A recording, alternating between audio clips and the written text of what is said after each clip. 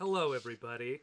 Welcome to my home once again on another Friday. It's a very festive Friday, 1 month being in this home. Why is it festive? Well, because I'm wearing this shirt, but also because you're all here now. Yay! Hi! Welcome! We are live! We are live from my house. We are live here with another reading of a very special Puffs play. This one is Dude! Where's My Fantastic Friends? Or 29 short films about that time a Puff visited New York in the 1920s and the small disaster that followed, a prequel of Puffs that has at least one or two things to do with Puffs. Yay, amazing. I hope you are all doing so well out there. I hope you're staying safe. I hope you're staying inside. I hope you're staying entertained in some way. And I hope you've had the chance to look at a calendar just so you keep up with, when it is. Yay. Again, thank you all so much for being here. There's already a number above us that is impressing me, so thank you all so much. Thank you for everyone who tuned in last week. It went so beyond any expectations that we had, that we knew we had to come back and bring you something else this week. So sincerely, thank you. We ended up raising $5,500 for Queens Feeds hospitals. That money is going to be going to them over the weekend, and they're going to be helping a lot of healthcare workers. We're going to be helping a lot of restaurants. So thank you so much. Thank you, thank you, thank you, thank you. Wow. Okay. Well, what are we doing here tonight? Well, as I mentioned, we are here for a reading called Dude, Where's My Fantastic Friends? This was a play that came about. So after we had done the 19 Years After reading, and it ended up being a fun time, we thought, why not? A certain movie came out, restarting a certain franchise that was connected to a certain other franchise, and given we have something mildly to do with wizards at times, we thought we would tackle that one and have a fantastic time doing it. It is very much a parody of that film, a film that came out a few years ago. So this might be kind of interesting because it's a pretty specific parody as I was going through it. And there's a few moments where I was like, wow, I don't fully remember that, but maybe you will, and I hope you will. Amazing. We have not fully even read through this script prior to this. We've gotten a lot of great things planned, but some things may be surprises to even us and you, so that's going to be a great time. Also, the even more important reason of why we are here tonight is for the Humane Society of New York. There's this donation button down below. We have a goal of raising $1,000 at least, but maybe we can blow past that like we did last week. They are doing some very important things right now. They're still providing veterinary services and helping people who struggle financially with veterinary services or with getting pet food for their pets, with mainly the goal of keeping people with their pets during this tough time. It apparently is very common for animals to be taken to shelters during events like this, and the Humane Society is working very hard to make it so that no one has to separate with their own personal fantastic friends. You can hit that button down below and we can help them help a lot of other people. If we get past that $1,000, we'll be taking some of that money that goes beyond that to other animal shelters around New York City and other animal groups, such as the New York ACC, where we got someone who's going to be making an appearance tonight. Spoiler alert. And to another organization, a man named Paul the Cat Guy, who helps stray cats in Astoria, and many other ones as we go. It kind of just depends on where we end up. So hit that donation button down below. Amazing. And also, while you're here, also feel free to subscribe to this channel. So, because last week went so well, we are going to kind of make a habit out of this. We're going to try to bring you some plays, some other readings. They might be Puffs related. They might not. They might go beyond it. So please subscribe to this channel. I never thought I'd say that, but I guess you should smash it, as they say. Oh no. And yeah, and you'll be able to follow us, and you can follow social medias. That was at the very beginning of this video. It'll be there at the end. Follow the Ultra Core, as it's called, on Instagram and Twitter for more updates about what's coming here. Amazing. All right. Without further ado, we should get started and meet some of the cast who are joining us tonight. So please give a warm welcome. Clap. We'll be able to hear it, I'm sure. To Madeleine Bundy and Stephen Stout. Yay. Hi. How are y'all? Good. Hi. Good evening, everybody. Oh, yay. And give another warm welcome to Jessie Cannizzaro. Hi. Yay. And Mr. Nick Carrillo. In his natural Hey. And right here beside me, ducking for cover, and I could keep milking it just so she has to stay down there just a little longer, Miss Andy Miller. It's me! Yay! You didn't know she was there. Amazing. And, of course, we have the man himself, Mr. James Fouhey.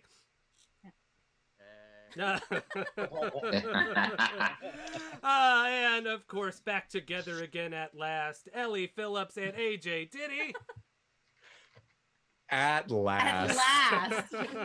We've been separated for 5 years. I know, we've all been waiting. We've all been waiting for it. All right, and, of course, we have from California, Miss Ann Earls.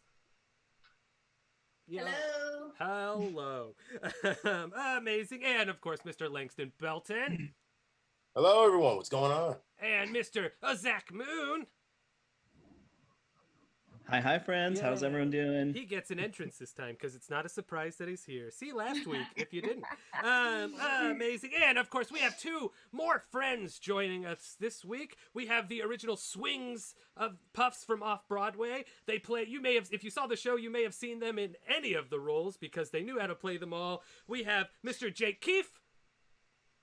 Happy to be here. Yay. And Miss Anna Dart. Hi. Yay! Here we all are. We're all here, and we're all together. Okay, a few more things before we get started with this reading. So much front matter. As there is last week, there is a drinking game component to Dude, Where's My Fantastic Friends? If you are of age, feel free to imbibe, as they say. So anytime you hear the word fantastic, all you got to do is you hear it, and then you just give us, you repeat back, fantastic. Fantastic. And then you take Fantastic. We didn't plan that. So that's just one of the surprises that's going to come at you tonight. Fantastic. Warning, as there was last week, it's very similar, where I realized I hadn't used the word for a while, and then it just pops up a whole lot. So be careful. Amazing. And, of course, also, like last week, there may be pet cameos. They may be more wanted this week from our own personal fantastic friends. However, those cameos may also be not wanted. And you may hear some noises, but you know what? I think you won't mind because they'll be cute noises, or they won't. Amazing. So, without further ado, hey, you guys, you think you want to get started? I like to. Yeah. No. Okay, we can wait. All right. Well then, here we go. Dude, Where's My Fantastic Friends? Or 29 short films about that time a pup visited New York in the 1920s and the small disaster that followed. An unauthorized parody for charity. Written by Matt Cox in his screenwriting debut. And Matt Cox disappears. Fade in. Exterior, Europe, somewhere. Night, 1926. We open on a very destroyed house. A single wooden door stands amidst destruction, carnage, horror.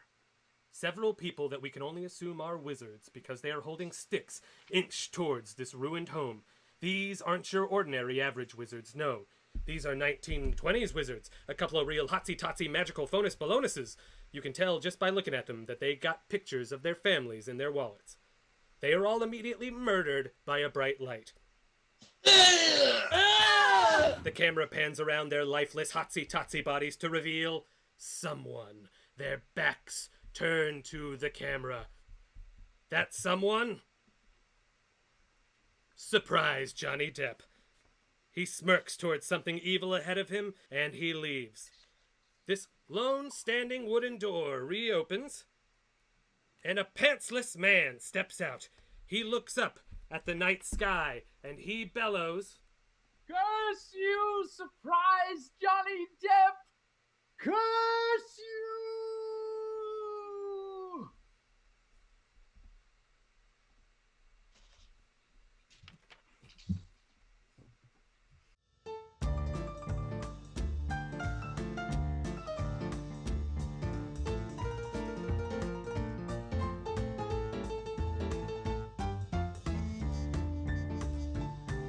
And then we cut to interior, a newspaper office, still 1926. where a couple ace wizard reporters work at their desks. These are George Wallace, Harold Hendry, and Miss Betty Smith. All right, we gotta hurry it up. The boss is gonna waltz in at any minute. Before he does, we need headlines. We can't call ourselves a newspaper if we don't got headlines for people to catch up on current events when they're walking by or in some sort of real quick flash. We need more headlines. I have a few ideas for headlines. Shut your honker, Harold. Yes, indeed. Please shut your honker, Harold. Amazing! A door opens and an editor enters. I'm a busy man here, so George, Betty, Harold, tell me what you got and make it snappy. We got to get these papers to the press, and we need headlines. It's Europe. It's 1926. There should be something going on that we can put in one big sentence. Dark wizards on the rise. Nobody is safe. Scary, I like it. It's in the fucking paper. School of Magic and Magic on extra security lockdown. What's next? Our freedom? People care about kids, but they also hate them. So that's going in the fucking paper. All look to Harold, a sad, pathetic adult man. He's probably eating a sandwich or something, and all the sandwich meat and toppings just fall out of one side of the sandwich.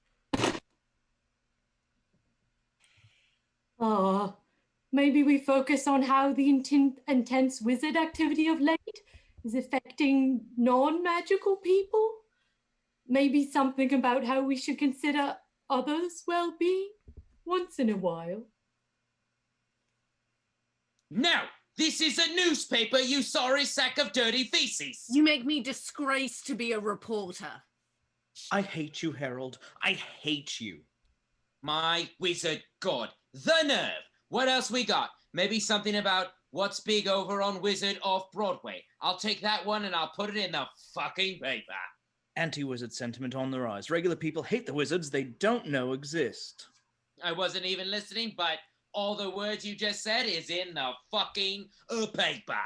Beasts, monsters, animals. They're dangerous. We don't like them.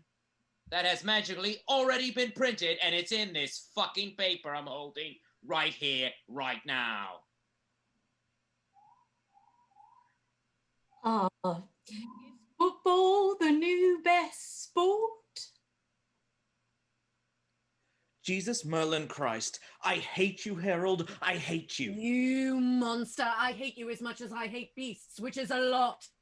I could take a dump right now on your desk, and that dump would be 10 times a reporter. Nay, the man you are, and it wouldn't be the first time I took a dump on your desk. Well, we have no time left because of Harold's bad idea, so that last headline is in the fucking paper. But you're fired. Get out of this office. The rest of you, lunch. They all go to lunch, all but Harold, who opens his desk and pulls out a hand-drawn newspaper with a crude drawing of the Statue of Liberty. It has the headline, "Reporter Goes to America. Harold finally loved by all." You'll make it there one day, Harold, to a place where there are no bad feelings, or at least none that kick you down too hard. Harold, before you go, I just wanted to say, I hate you. America. A close-up on Harold's face as a single tear falls. We follow the tear as it drops onto the poorly drawn image of the Statue of Liberty, where we cut to the real Statue of Liberty. Oh, it's so beautiful. And as a boat glides past this Statue of Liberty on a big, bright, beautiful day that will almost certainly lead to the city's doom. The camera pushes in on the ship until we see a figure seated on the bench, a man wearing a stylish blue coat and carrying a worn brown leather case. This man is Eddie, of a magical house called Redmayne. He is an awkward gentleman who's only ever truly understood by his friends, his beasts. This man always seems to be a little surprised and delighted to find that he continues to be Eddie Redmayne. A latch on his briefcase opens. Eddie closes it in a panic. He looks up, and then he looks around. Whoa! When did I get on a boat? Oh, look! Here I am at last! Arizona! Nope. He's in New York, and we see a bunch of shots of New York, all of New York, a great city. And then we cut to customs moments after day. After so many of those New York shots, we see a bunch of New York citizens going about their day. Each happens to hold the very same case as Eddie.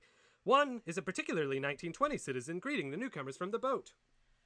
Hey fella, welcome to New York, the Kypris of the knickers, the ants, pants of cities, where we work hard for just a handful of clams, a couple of apes caves, enough so we can all get zazzled after and forget our troubles with a bottle of toots. Here to ruffle up more troubles, applesauce, I say, dewdropper, the bank's closed for you then, daddy-o.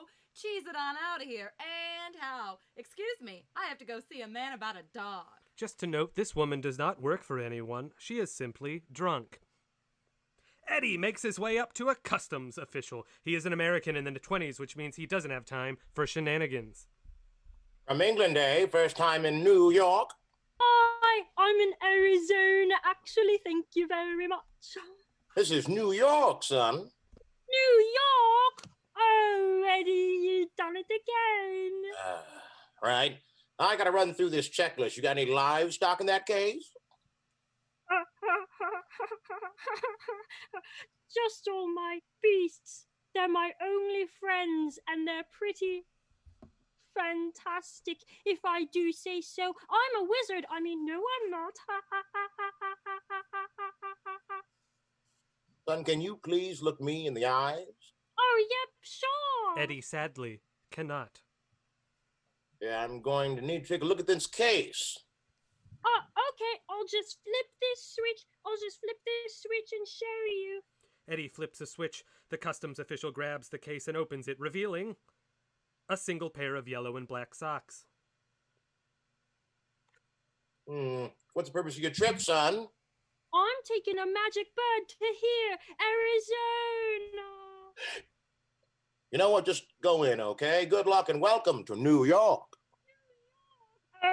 Eddie, you done it again. He leaves, shaking his head the entire way out. English types, bunch of weirdos. Wait till I tell. I just remembered I don't have any friends, just all these bad memories. Funny though, I got that same leather briefcase.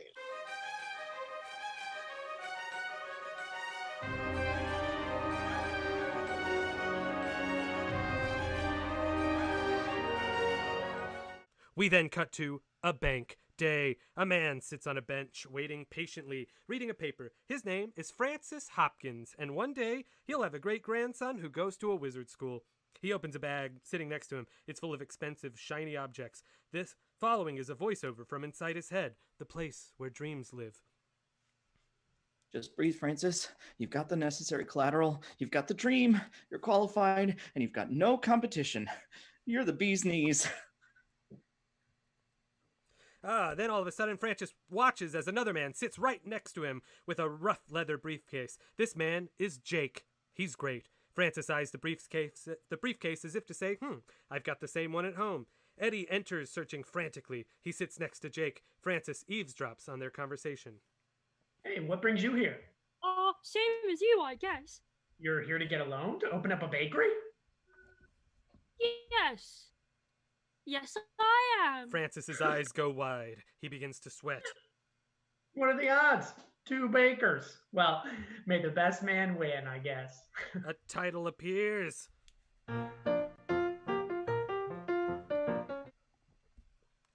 We again hear the voice inside of Francis's head. Okay, against all odds, 2 other people are also here to get a loan to start a bakery on the same day as you.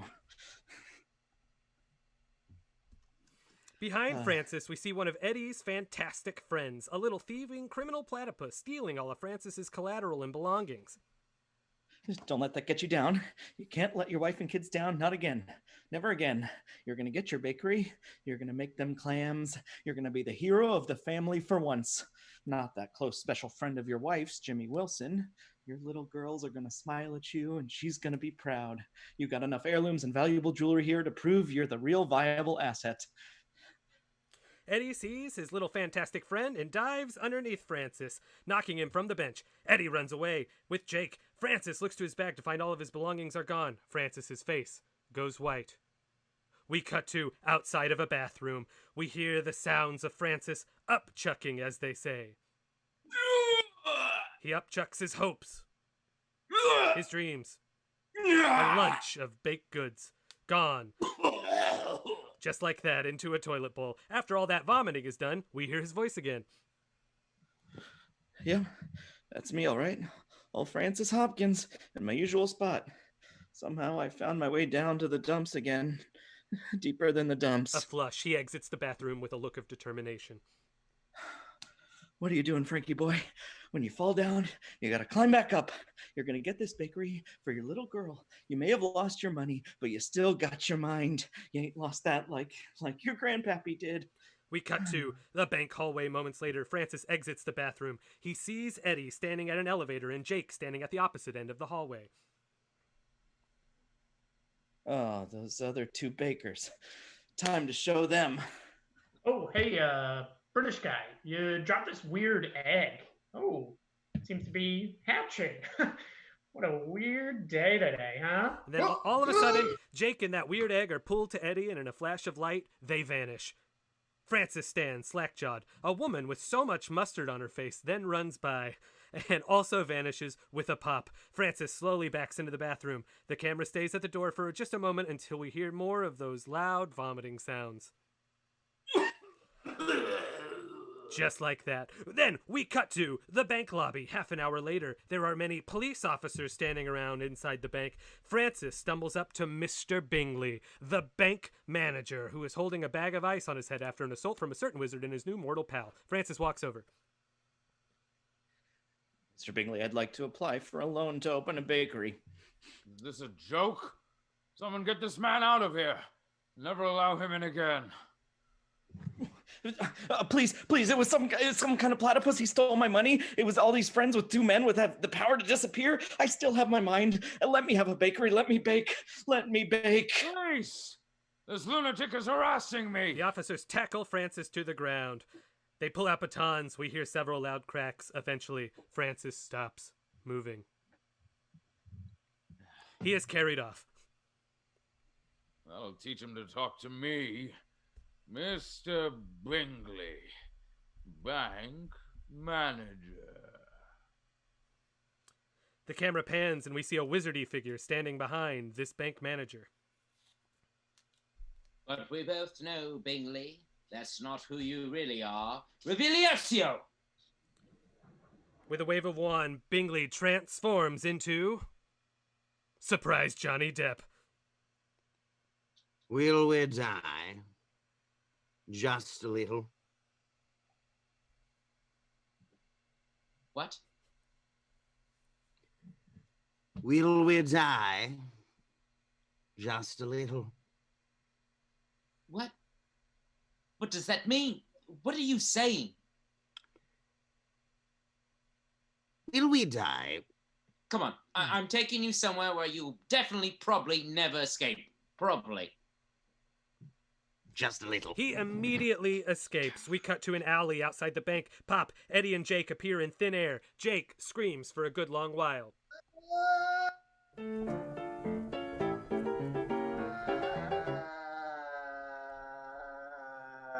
Okay, I am somewhat over this. Eddie talks to his little fantastic thief friend. Talked about this. Stealing is wrong. Okay, lesson learned about my beast getting out of my case. Won't ever happen again. Eddie forcefully shoves this beast into his case. He looks to Jake. So, what?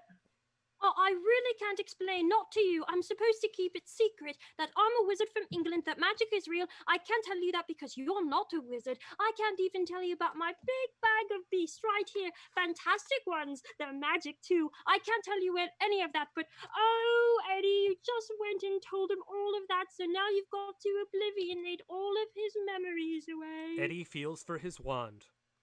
Have you seen a wand? It looks like a stick. I'm gonna turn around and look for it. Don't run away. Jake picks up his matching leather case and whap! Knocks Eddie to the ground with it.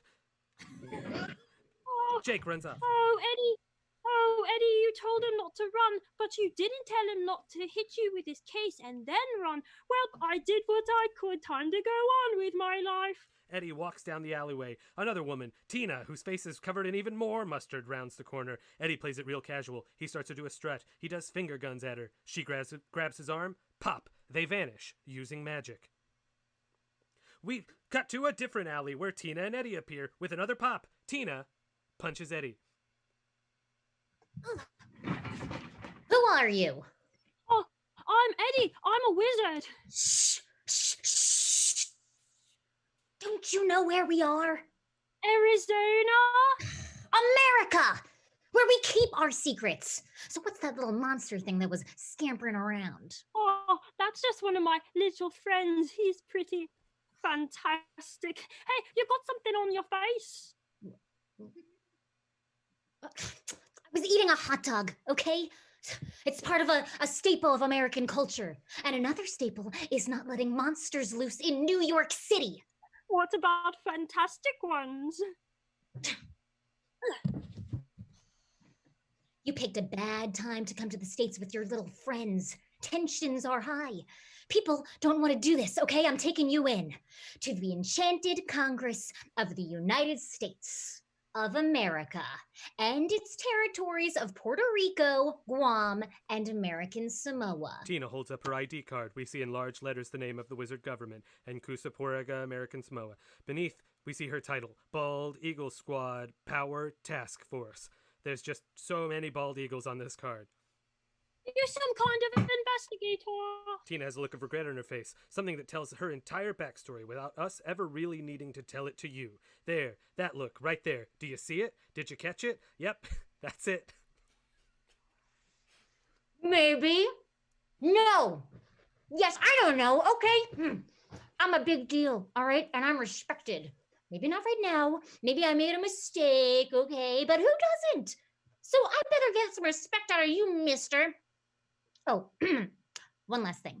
You took care of the no magi, right? The what? The no magi. Huh? The no magi. The what? The no magi. The what? The not wizard, no magic, no magic. We cut to a crude wooden boat in the 1400s where a couple of early English settlers stand on the bow of the ship looking to the mass of land they are slowly approaching. They are wizards. So, Reginald, as we're about to land on new soil, I wonder, shall we keep the same words for magic stuff as we had back in England? I don't see why not. They've existed thousands of years. Everyone knows the words already. Why not keep them? Nay! May I say? A very fancy-dressed wizard steps forward. He is Martsy Partsy. We shall have new words like a new world, new words for everything.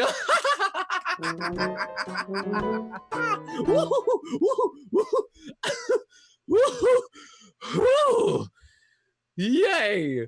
Such a good idea from Martsy Partsy, history's favorite wizard. Very well, so what say we call non-wizard folk, you know, like the many surrounding us on this boat, currently looking at us? A quick pan out to see that everyone on this boat is staring just at Martsy Partsy. They continue about their business. A word for non-wizards. Yes, a word of utmost importance, a word to be used frequently, a word that must take the utmost care and time to find a proper word, an exciting word for the people who can do no magi, and we're done. No magi. We are done with the word. We have it. It is that forever. I am writing it down here. Take it, spread the word. Take it from me. Great. Now, if you don't mind me, I believe, Yes, I believe at this very moment I am tragically dying from my scurvy. Yes, the scurvy is doing me in as we speak. Oh dear. Oh, death. It will even come for the greatest among us. Keep the weed. Let that be the legacy of Motsy Potsy. And with that, Martsy Partsy is dead. Shall we come up with something else then? No, I suppose we ought to stick with no magi for Martsy Partsy. Besides, I don't know how to write. Neither do I. Neither do I. We cut back to that alleyway where Eddie is still wondering about this word. Magi? Yes! You wiped his memory, right? Oh, Eddie! Mr. Redmayne, that's a section A1234567 I've had enough of your phonus balonus. Save the rest for Sweeney. You're coming with me. Where to? They vanish again using magic, where we cut to a fancy building. A newspaper boy sells papers on the street. Extra! Read all about it! Wizard's not hiding very well! No magi's catching on as more homes and everything else is destroyed! And my picture's in this very paper! We see that this paper reads, "I think they're on to us." A man walks up. This man is not a wizard. Wizards, you say? I'll take 12! The camera moves past these two and into the building ahead. We go past a thoroughly depressed goblin, unhappy with his life choices, down an elevator shaft, into a glorious lobby, the lobby of Inkusa American Samoa. Really airy and welcoming, except that ominous exposure threat rating clock prominently hung. The dial is currently pointing to 2 words. Uh-oh. We zoom all around until we settle on 4 school children who are on a wizard field trip, being led by a teacher, Miss Eisner. Little Sheila made... Oh. Miss Eisner, I'm bored. Little Sheila Mae Jones, you are in the heart of American wizard government. How could you possibly be bored?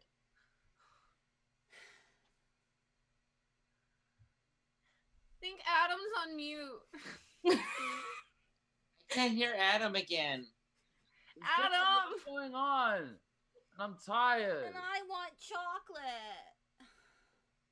I'm enjoying myself. Thank you, little Robert. Except I'm not. I cheesed her. You just got cheesed. Cha-cha-cha-cha-cha-cha-cha. That's enough, little Robert, you little stinker. If you look above, you will see the exposure threat clock. That charts just how in danger our top secret wizard society is of being discovered. For if we are, it could very well lead to a new version of the Salem trials on a global scale and the death of all witches and wizards, including each of you. Who's laughing now, Robert? I'm just a little kid, Teach. So we must stay hidden. And that's been the way ever since the magic government of the old US of A was founded in 1693. And that includes the North American magic history portion of the tour. Any questions? Little Adam. Yeah, I got a couple. So the country wasn't called the United States of America until Thomas Jefferson coined it in an early rough draft of the Declaration of Independence in June of 1776. So where did the wizards get the name from in the late 1600s? Nearly a full century before. Well, I suppose magic. Any other, little Becky? So we're afraid of being discovered by the no magis, right? Oh, terrified. Defining characteristic of our society, I'd say. So why is the seat of our government in New York City the most populous place in our country? Wouldn't it make more sense to operate out of a rural area? Like one of the Dakotas? Children, I think that's enough questions. So all of the secrecy of American Wizards government is caused by the deaths of 20 people at the Salem witch trials, right? You little stinker. But the amount of American colonists who died from disease, 20 people must pale in comparison to the amount of magical people who died of new diseases on the way over. Unless they healed themselves with magic. But in that case, since there were few secrecy laws at that time, why didn't they help everybody else using their magic? Did the original wizard colonists just ignore the regular people? Why didn't they help them? Why did they all have to die? Why do good people die, Miss Eisner? Children. Why do bad things happen all over the world to good people when our society has the literal power to stop it? Well, do wizards just not care? Are we all a bunch of stinkers? If that's the case, I mean, Salem had a population of around 500 to 600 in 1692. If witches and wizards had been coming to America since before European settlers, there must have been a large amount of wizards already. Why didn't they just fly over and mind waste everybody? Enough of this room, children. Let us continue the tour. This way. She opens an unlocked door into a highly secret meeting with the president of Enchanted America and a man with a demeanor one could only call grave. There's also members of Bald Eagle Force Magic Special Squad, or whatever I called them earlier. Just rewind this video. They look at files spread out on a table. Yes, things are looking very grave indeed, Mr. She stops to look at the classroom. Shh. As you can see, children, the president is having a top secret meeting. Ms. Eisner, are we supposed to be in here? Oh, there is an open, always unlocked door policy. Anyone can waltz in whenever, wherever. But don't tell anyone about any secrets you see. Remember, we're very keen on not exposing secrets. Who wants lunch? The kids go off to lunch.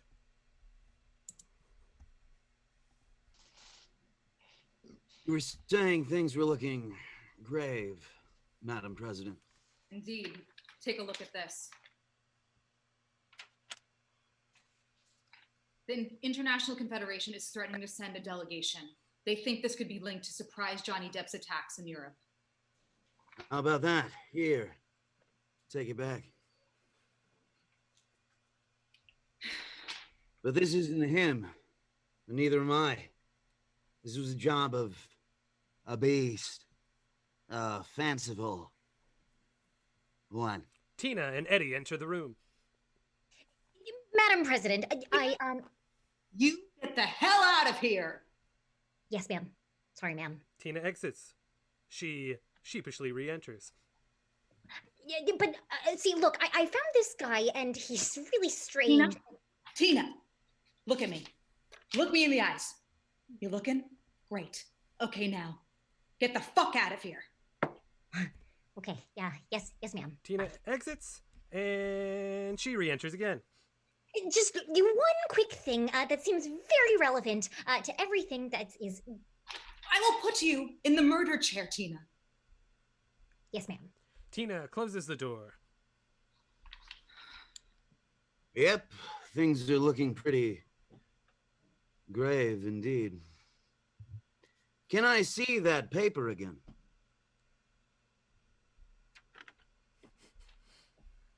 Thanks. Grave.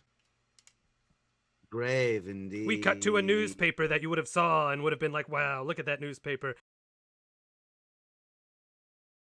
The paper is lowered, and a woman sits smoking a comically large cigar. This is Dorothy Hammermeister, who happens to look a lot like the president. She speaks to her quiet worker, co-worker, Thomas Bomas. Say, Tommy, do we suck? What? Do we suck? Like our lives? I think they might suck. I think we might be the bottom rung of the ladder at this joint. The opposite of the cat's meow. Well, I don't think I suck.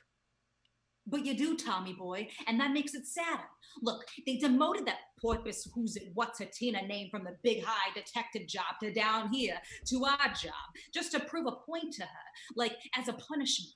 I've been here for 8 years. I had to get promoted to work here. Am I being punished? It's a necessary job we do, giving out wand permits. Otherwise, anybody could just have a wand. But over in merry old England, they give a whatchamacalls'em, children, like immediately. And they get to take them around everywhere. And they even teach you how to do wandless stuff at the school here, so you don't even need them. I mean, at the end of the day, they're just nice sticks, right? I just don't know. I think our lives might suck. Like, I don't got a reason to be. Like I'm carrying all this baggage and it's all bad. Well, maybe something will come along and make you forget all about your bad thoughts and memories. Keep dreaming, Tommy boy. Keep dreaming. Tina and Eddie enter the wand permit office. Dorothy just flips her off and just glares at her the whole time. Tina sits down and begins going through files. Mr. Redmayne, you were just in Guinea, correct? Yep, I was doing research. I'm writing a book about all my fantastic friends. You want to know what it's called? What's it called? My fantastic friends in a list of all the places you cannot find them. It's broken down beast by beast with a list of all the places in the world where that particular friend can't be found. It's a real long book. Well, why don't you just write a book about, like where you can find them? Whoa! Whoa! You just came up with that on your... Wow! My fantastic friends, and where you cannot not find them. It writes itself. But, oh, Eddie, then the book won't need you. Oh, my wizard god, Mr. Redmayne, look, okay? You can't stay in this country, all right? It's very dangerous to have that case, and wizard god forbid, what might happen if even one single beast gets loose? Beasts, you say? This is Mr. Redmayne, and he has a beast in that case, sir. Can we get some privacy? Oh, let's see the little friend. Why don't we? Tina is just so happy someone has finally listened to her. She pulls up the case and places it on the desk. She opens it. We see it's just full of pastries. This man eats a pastry. Whoever made these beasts should get a loan. Open up a bakery. Goodbye, Tina. He walks away. Eddie and Tina look at each other. Eddie looks at the case. Eddie looks back to Tina. Eddie looks back to the case. Eddie looks back to Tina. Eddie lifts up the pastries in the case and looks underneath them. Eddie opens the case and he tries to jump inside of it. Pastries fly everywhere. Eddie looks to Tina. Eddie looks to the case. Eddie looks to Tina. Eddie tries to jump in the case again. He looks at Tina. He looks at us. Dude, where's my fantastic friends? We cut to Jake's apartment. Jake enters with a case. The case. He briefly takes a look at a newspaper on the table, which is just an ad for that same leather case. He puts the case down. He looks up to a portrait of his grandmother. Grandma? It's Jake. I've had a real crazy afternoon. My bakery pitch didn't go well. Wizards apparently are real. And I guess that's it. So when you break it down into pieces, not so bad, I suppose. The case opens, and there a tiny beast appears out of it. Hey, little buddy. Hey, where'd you come from? The beast lunges. It latches on to Jake. Blood flies everywhere as Jake bleeds, his eyes widen as even more fantastic friends escape from this case, including a horny rhino-looking thing who just smashes through the wall to this second-floor apartment building. The little ferocious beast looks to Jake again. It attacks again. It jumps from his window. We cut to the apartment below Jake's. Everyone is confused as to the noise that is going on above them. Then the little beast appears. They try to scream, but it's too late. This tiny little beast lunges. They are all wiped out. We follow this little rat as it makes its way through the entire building. We see so many family photos. Each are hard to make out because of all the blood. The beast looks to the camera, and it lunges at us. We cut to outside the streets of New York City. Tina and Eddie stand outside of Jake's destroyed apartment. Eddie spies one of his fantastic bug friends flying around. He shrugs. The two walk through the crowds towards a police officer. This police officer, you can just clearly tell the moment they open their mouth that this police officer is from New York City. Born, raised, because of their New York accent. Listen, I know that you know that this is just an actor. This is a person who, trains. This is a person who's gone to school, so this person's New York accent is just like, it's like you would maybe even wonder, is like, do they have an MFA in New York accents? You're gonna wonder that, and then you may even ask it out loud. You can ask it in the chat, and the answer is gonna be yes. This police officer has a New York accent. Let's hear it. Hey, everybody stand back. It was just a gas explosion, just your standard run-of-the-mill destruction selective gas explosion. And I hear you. Someone ought to do something about it, right? That someone is me, your local New York police officer. That's my job, so I'm on it. I'm keeping you safe. Eddie and Tina walk up to this officer. Hey, you two can't go up there. This is a major crime scene. And I take my job as seriously as I take the love of my home, New York. I'm police officer in here. I got this. Yes, we can. Works for me. Off you go. They walk past him. Good police officerin', Jerry. Good police officerin'.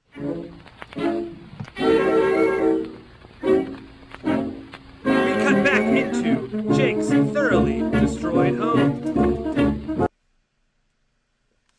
Eddie enters and quickly repairs the damage to the walls. There are still bloodstains everywhere. Eddie sees his open case and he closes it very quickly. Wait, was that case open? Just a teensy bit. I wouldn't worry. Eddie opens the case again and looks inside. Dude, where's my fantastic friends?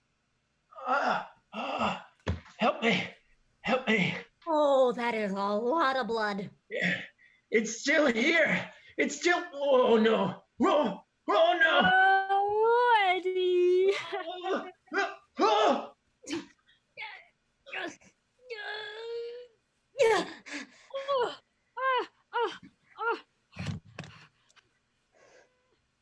Yep, struggles happen. Hey, you're that guy. I am, and I'm going to erase your mind now. Okay, Veronica. Oh, whoops. Wrong one. Oh, Eddie. Tina grabs Eddie's wand. Wait, stop. You can't. But you've been saying the whole time I should have. We need him as a witness. But you said...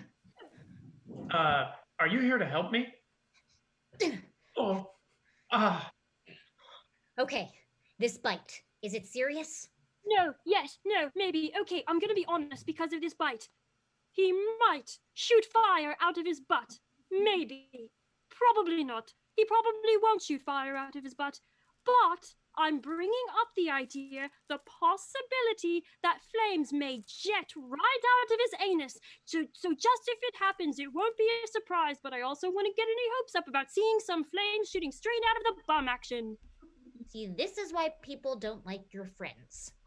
You leave them out of this. They are harmless and fantastic and completely harmless. They never hurt anyone. We hear the police officer on the floor below them. Holy New York moly, we got a lot of dead bodies in this place. Someone call the police. Oh, wait. We should probably go. You two are coming with me. We cut to Tina's apartment, where all of these people are now in Tina's apartment. To my apartment. Tina's sister, Queena, enters the room. Queena, this is Eddie. He's causing a lot of problems. And this is Jake. And he's great. And he's probably gonna die. Oh, and he's a no magi. Oh. Who may or may not shoot fire out of his butt, maybe, probably not, just making sure it's out there. Oh, and he also hasn't eaten all day, and oh, that's rough. He didn't get money for his bakery this morning. Oh, what? Are you reading my mind? Mm-hmm. Don't you worry. Most guys think that very same thing when they first meet me. And then they think that when I tell them that. Oh, and then they always picture that. And then they think that same sentence, but it gets cut off by me. And then yes, that you did leave your oven on. Yes, that smell is you. Oh, no one's ever thought that before. But then they all do picture exactly that. Is this what dying is? Because I feel like I could use some help at this point. I don't feel good. But first, we all need a nice meal. Tell me, Eddie, do you prefer pie or toaster strudel? Oh, personally, I prefer... This guy prefers toaster strudel. Queena uses her wand and magically assembles a toaster strudel. Yes, I'm aware that's a Pop-Tart, but it's a toaster strudel. She heats it up with magic, and it delicately falls onto a plate. Eat up. Boop, boop, beep, doop. Nobody can ever say no to a good old-fashioned toaster strudel. Was that specifically a strudel-making spell you just did? Microwavios.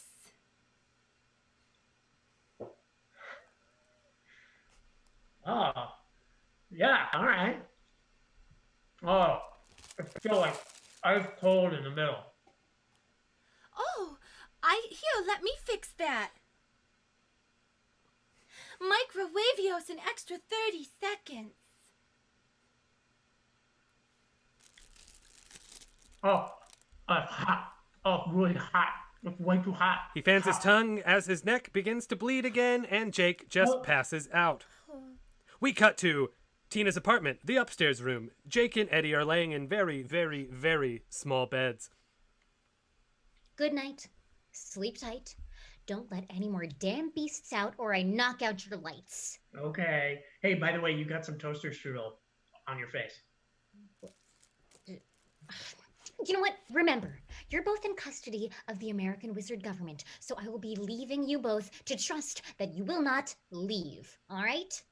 Good night. Tina leaves. Eddie immediately springs up and opens a case. He puts his foot in it, and pastries fly everywhere. Whoops, wrong case. Eddie pulls a different case over, and he jumps inside of it. He disappears. He pops back up and motions for Jake to follow him into the case. I gotta warn you, Eddie, I'm almost to my limit of shenanigans for one day. Almost. Jake also jumps into this case, where we cut to Eddie's case a moment later. Jake crashes to the floor of a wooden shed. It's a bit of a mess. Lining the walls are various pieces of paper with potential titles for books. We see really cool beasts and where they like to hang out with their friends. Fantastic friends and why they are so fantastic. Captain, fantastic. And 8 reasons these friends are fantastic. Number 7 will make you say, fantastic. Suddenly, Eddie just starts stabbing Jake with a bunch of needles.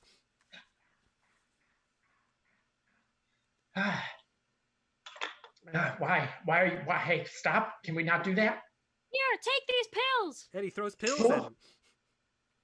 Eat this fruit, drink this potion, and watch out for this. Eddie throws a yo-yo beast that unravels and howls just directly in Jake's face. Eddie brings it back. Oh. Why the hell would you do that? Pretty fantastic, huh? I've been studying this one, and I'm pretty sure his venom could be used to make people forget bad memories. Did you hear what I just said? This venom, it might make people forget bad memories. I gotcha. Like if it rained and the stuff was mixed in with the rain, poof, bye-bye, bad memories. Stop emphasizing it. Eddie throws the yo-yo beast at Jake again. No, stop. Sorry. Hey, want to meet my other fantastic friends? Come along. Eddie opens a door to Eddie's Case's Fun Time Petting Zoo Day. We're suddenly in a shabbily hobbled-together world where there lives a poorly constructed petting zoo. Jake, meet all my best friends. We see beasts of all kinds around Eddie, and every one of them fantastic. There's wobbles and obbles and bopples and gropples and wapples and schnapples and flopples, even mopples. And there's also a dog with just flowers glued to its head. All manner of sweet, cuddly, crazy, colorful, sometimes misunderstood creatures, all who deserve a loving home, to be cared for, to be treated humanely, even in the darkest of human times.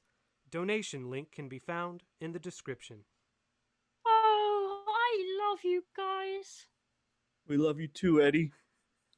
Thanks. Follow me.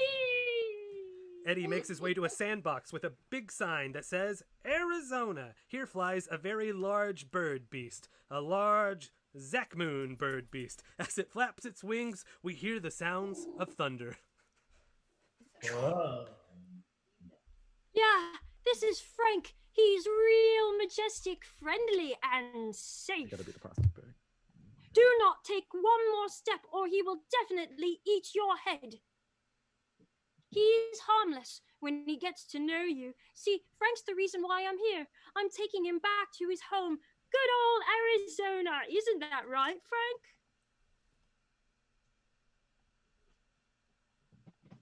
Oh man, come on, man. How many times do I have to tell you I'm from Wisconsin? And how can I make you realize I don't need you to take me there? I can fly from here. I got these real big wings, remember? Come on. We hear what this actually just sounds like to Eddie. Caw, caw, caw.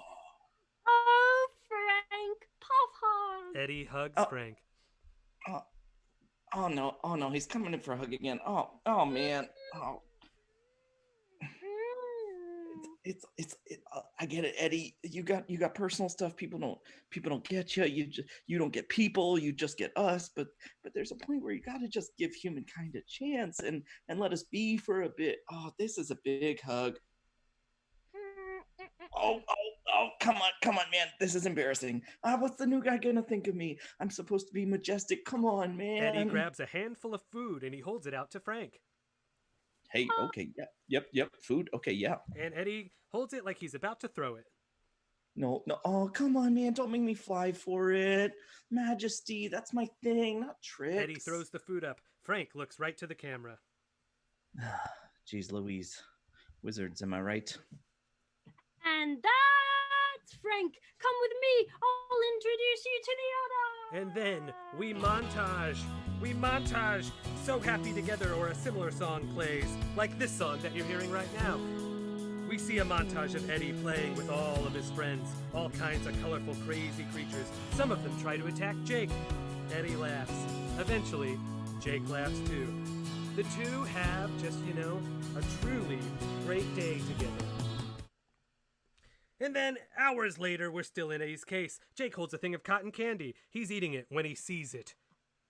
A swirling circle of darkness, doom, despair, and an upcoming advance of the plot.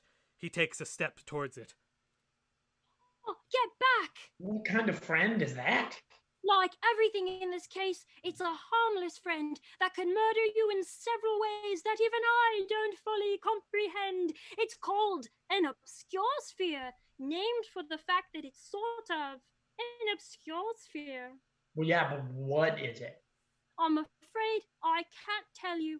Not yet. Ask me in about 20 minutes, then I'll tell you everything. Anyways, time to check and make sure that the last 3 of my friends are here. Eddie turns and he immediately sees 3 empty pens. Oh, Eddie, where's your fantastic friends? We have to find them before they get hurt. Yeah, right, before they get hurt. Don't you know? They're surrounded by the most vicious creatures on the whole planet. Lions! Now, tell me, quick, where would any creature that likes open areas, interesting smells, and a complete lack of civilized life go in this city? I know just the place. We cut to Staten Island. Jake and Eddie stand in Staten Island. No, I was wrong. There are no beasts on Staten Island. This was a bad choice. I'm sorry. Okay, option number 2. We cut to Central Park. A lion walks by. Eddie sees the lion. He screams and he jumps into Jake's arms. A lion! It's going to eat us all! This goes on for a good long while, but eventually the lion is gone. Eddie jumps back to the ground. Okay, we're looking for one of my bigger friends. He's big, and he's going to just be oozing sexual tension, okay? Jake? Jake looks forward, ghastly white. He has already seen it. The camera pans to a definitely not just a rhino beast. It's oozing sexual tension. We cut back to Eddie. Eddie is preparing for the fight of his life. Eddie, how on this crazy, crazy earth are you going to fight that thing? I'm gonna have to use the greatest lesson I ever learned from the second greatest teacher I ever had. We cut to a certain school of magic and magic years earlier. A candlelit room. Students sit in a classroom. The teacher enters the room. It happens to be a time-traveling Zach Smith. Bow, bow, bow, bow, bow, bow. Yo! What's up, Daddy-O's? Zach Smith here. Welcome to Creatures Class. I'm your teacher, Zach Smith. You can trust everything I say because I am from the future. So I know how it all goes down. Got it? Don't ask questions, you cake eaters, you dewdroppers, you duck nuts. I'm the cat's meow. Least all the cats will be meowing. That's right. I learned a bunch of the 20s phrases because that's the only way you weirdos from the past seem to be able to understand me, you ducks nuts. That's a real phrase. It's something you say, but trust me, all the bees still drop to their knees when they see me. Yeah, you know what I'm saying, children. Bees! You 1910-ish fuckers. Hey, where can a guy get some hooch around here? Yeah, Zach Smith loves his hooch. I've been trying to get some hooch all around. Everyone have a good summer? Because I did. Let me tell you about it. I've been time traveling back and forth. I ended up in 2016, towards the end of it. I met an amazing friend, probably one of my best friends, William McFarland. Some of us called him Billy. And that kid had a fucking dream. He had a dream to start a festival. And I said, Billy, you want to make a festival? You go out there and do it. Because we're sitting out there sipping pina coladas. I don't know if you guys have those yet, but they're a thing that'll exist. We're out there smoking the J Jube hoochies. And he's like, I want to make a whole group with people and bands. And I said, you do it. You do it, Billy. You make it happen. And he was like, I don't think I can. I don't have the resources. I was like, hey, pretend like you have all the resources. Act like you do, and it'll happen. Put your best foot forward. Make everybody feel like you do, and it'll come to you. You know, feel the dreams. You don't know what that movie is. It's going to come out later. But if you build it, they will come. So I said, put it out there. You know, he's like, I want to have a festival. I want this festival to be fire. And I was like, it's going to be fire. And I was like, you got to get Ja Rule. You don't know who that is right now. It's, again, this is out of your thing. It's not, he's not in the rule book. His name is Ja Rule. You'll probably never heard it. You guys will probably die before, or maybe you won't. Maybe you'll be around. I don't know. Wizards' lives are longer. Doesn't matter. He'll be there. They'll put the festival out. And I said, do it around, you know, April, May 2017. Just put everything out there first and then worry about everything later, you know? And he was like, I'm going to do it. Doesn't matter what happens. I left. I skeetered back over here. As I called it, skeet back over here. Because that's how it works for me. And then I ended up here. But I'm going to do my own festival. It's called the Cat's Pajamas Festival. Oh, it's going to be huge. It's going to have Greta Garbo. It's going to have Coco Chanel. It's going to have Chaplin's going to be there. Charlie, you know that fucker. He's going to be silent the whole time. I'm going to be like, stop. The Fitzgeralds, F. Scott, Zelda, all of them, they're going to be there. So come to the festival. Send me your money. Just send it to me. And we're going to have ham sandwiches or whatever the fuck you fucks eat. Doesn't matter. Check it out. It's going to be there. Cat's Pajamas Festival, whatever date we're in. Check it out. All right. But enough about that. It's time to teach today's lesson. I'm going to show you all how to seduce like one of those giant elephants. Those huge, weird elephants that you all have, or something of a similar size. Why? Why not? I ask you. This could save your life. Now take notes, because I'm going to teach you how to get it on with some beast. Nookies, what I mean for your past people. This guy knows what I'm talking about. Yeah. All right. Okay, so first thing you got to do is show the creature who's boss. Zach Smith. So you're going to show the... You see it. I'm going to do it right now. I'm going to show you what's going to happen, all right? You ready? Okay. First of all, do a dominant stance, and then do one of those... and then put your finger up like it's your butthole. You see that? And you go... Make that noise.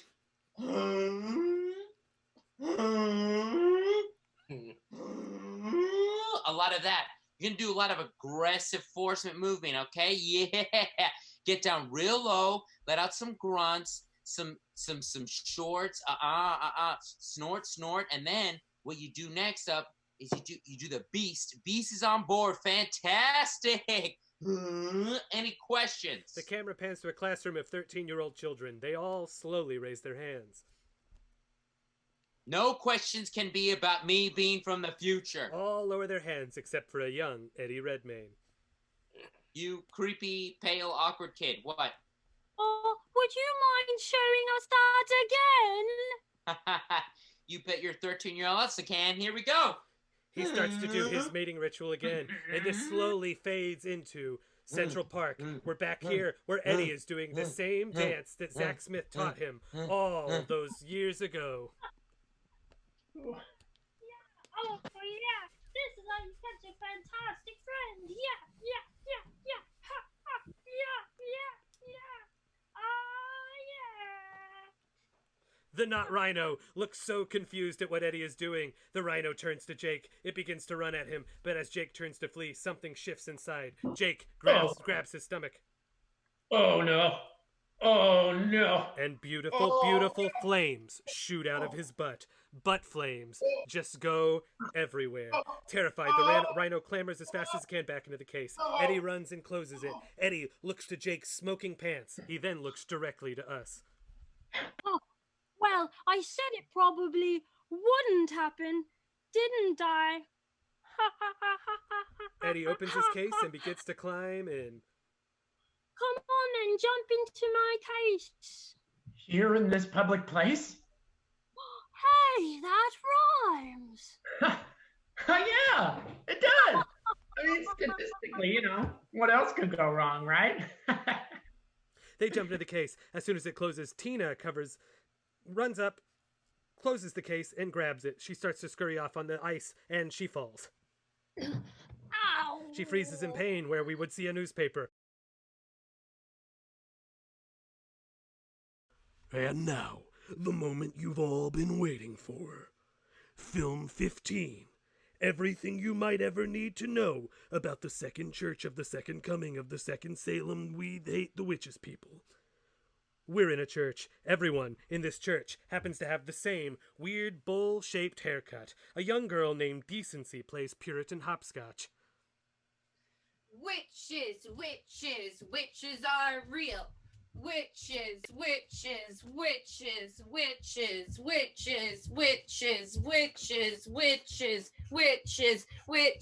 are a big deal. The camera pans to an older woman nodding in approval. Her name is her mother Mary, and we can tell from her haircut that she too hates witches.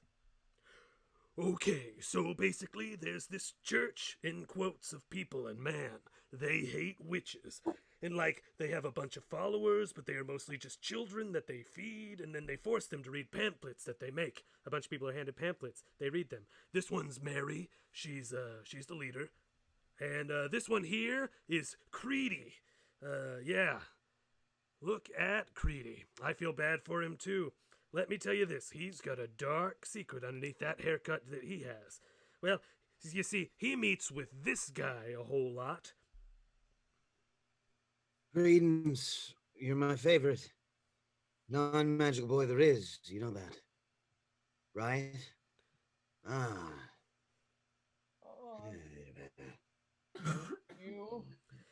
I know what you're thinking, and you're right. This is really weird. And, well, it's time for our It's About to Get Really Dark alert now, because, well, you see, because of Creedy's chat with this one guy, well, he gets beaten by his mother with a belt. But that's too dark for this story, right? We shouldn't show that. Oh, should we? Oh, well, it's too late. It's already happening, and here it comes again. Oh, we don't want to, build up to this level of dark. I mean, just like last time, we took our time to get to, so, okay, you know what? Never mind. Anyways, these witch-hating people have really somehow captured the hearts and attention of some people in New York, and they built an off-camera following, and then they got a meeting with big-time newspaper editor John Voight. Say hello to John Voight, everyone. Hello, welcome to my, I'm John Voight. My newspaper office. Thanks, John Voight. Fun fact, he's got a senator for a kid. Good for him. He must be proud. Well, you see, Mary, with the haircut, pitches him on all this witch-hating stuff, and he laughs because, well, I mean, yeah, he's a sensible, intelligent man. Though I suppose signs are kind of like all over the city that something's going on, but, I don't know how to feel. Can I take a break? I cannot? Well, I'll keep going then. So, that senator kid of John Voight's, well, he does a speech, and it's at that moment that a big, magical, spooky, dark special effect, similar to the one at the beginning of the movie, the thing that hates subways, shows up, and he lifts him up, and he tears up his picture behind him, and he leaves him just like super dead in front of John Voight and all these other people, leading one man in this crowd to stand up and dramatically whisper at this sight, "Witches." We pan around to a fancy woman seated at the same table as the man who said witches, with a aghast look of horror on her scene, but she slowly turns to the man who just whispered witches. What? Did you just... I'm sorry, excuse me. Sir, did I just hear you whisper witches? I mean, oh my goodness, that was crazy and awful. But you leapt first thing to witches. Did anyone else... Did anyone else hear this man whisper witches? Are we ignoring that? Oh, okay, so you're all looking at me like I'm the asshole right now. Look, I agree we should be focusing on the dead senator in front of us, but I will not ignore that this adult man just stood up and immediately blamed this on witches? Nobody else thinks, okay, you know what? Yeah, sure, I guess, witches. And that, my friends, is, I think, all we need to know about these Salem folks. I guess it turns out they were right, and we should hate witches. Moral learned. Thanks for listening. We cut to the Ancusapero American Samoa secret meeting room. A quick shot of that exposure clock. The dial moves from uh-oh to yikes. We follow the hallways until we are in a chamber where a very important meeting is taking place. Madam President addresses a room full of wizards from all over the world. It's that congregation that we mentioned earlier, I guess. Thank you all for literally immediately assembling Wizards of the World. Yes. Yep. Happy to be here. Happy to be here. Yeah, because you Americans threaten to expose us all. I have no strong feelings on this, but others do. Oui. Indubitably. Yes. Mm-hmm. No! Listen, I will not be lectured by a man who let surprise Johnny Depp slip through his fingers. Ooh. This wizard from Switzerland is hurt by this. Yeah, ouch. That was a good one. In our defense, he's very good at escaping. The doors to this very important meeting swing open, and that classroom taking the field trip walks in. Keep up, class. As you can see, we've just walked right into a meeting with all of the most important wizard figures on the globe. Next, we're going to see which of their offices we can get into. Come along, little Adam, don't play with the Russian man's hat. Oh, but it's so fuzzy. The field trip leaves. The door opens as Tina walks in. Tina, we're too busy with you and your thing. I'm sorry, Madam President, but ma'am, yesterday a wizard entered New York with a case. The case was... Her voice slowly starts to trail off. And who's that? We suddenly pan. We pan through the wizards and focuses on two in the very back of this group of wizards. These are the envoys from Canada, Todd and Brian. They stand on their tiptoes trying to see. They can barely hear a thing. Who's that, eh? What's she doing here? I don't know. I'm trying to listen, bud. What's that she got in her hands, eh? Is it a lunchbox? What is it, huh? I can't see either, Todd. Just sit down and shut up. I think it's a leather case. Funny. I got the same case at home. That's funny, eh? You think it's funny, right? Todd, seriously, you gotta stop talking. This is why we don't get invited to the cool American wizard events and parties. It's why we get shoved in the back. You don't know when to shut up. All right, fine. We briefly see Eddie in the background coming out of his case. Finally, Arizona already. A gasp from the crowd. Tons of hubbub.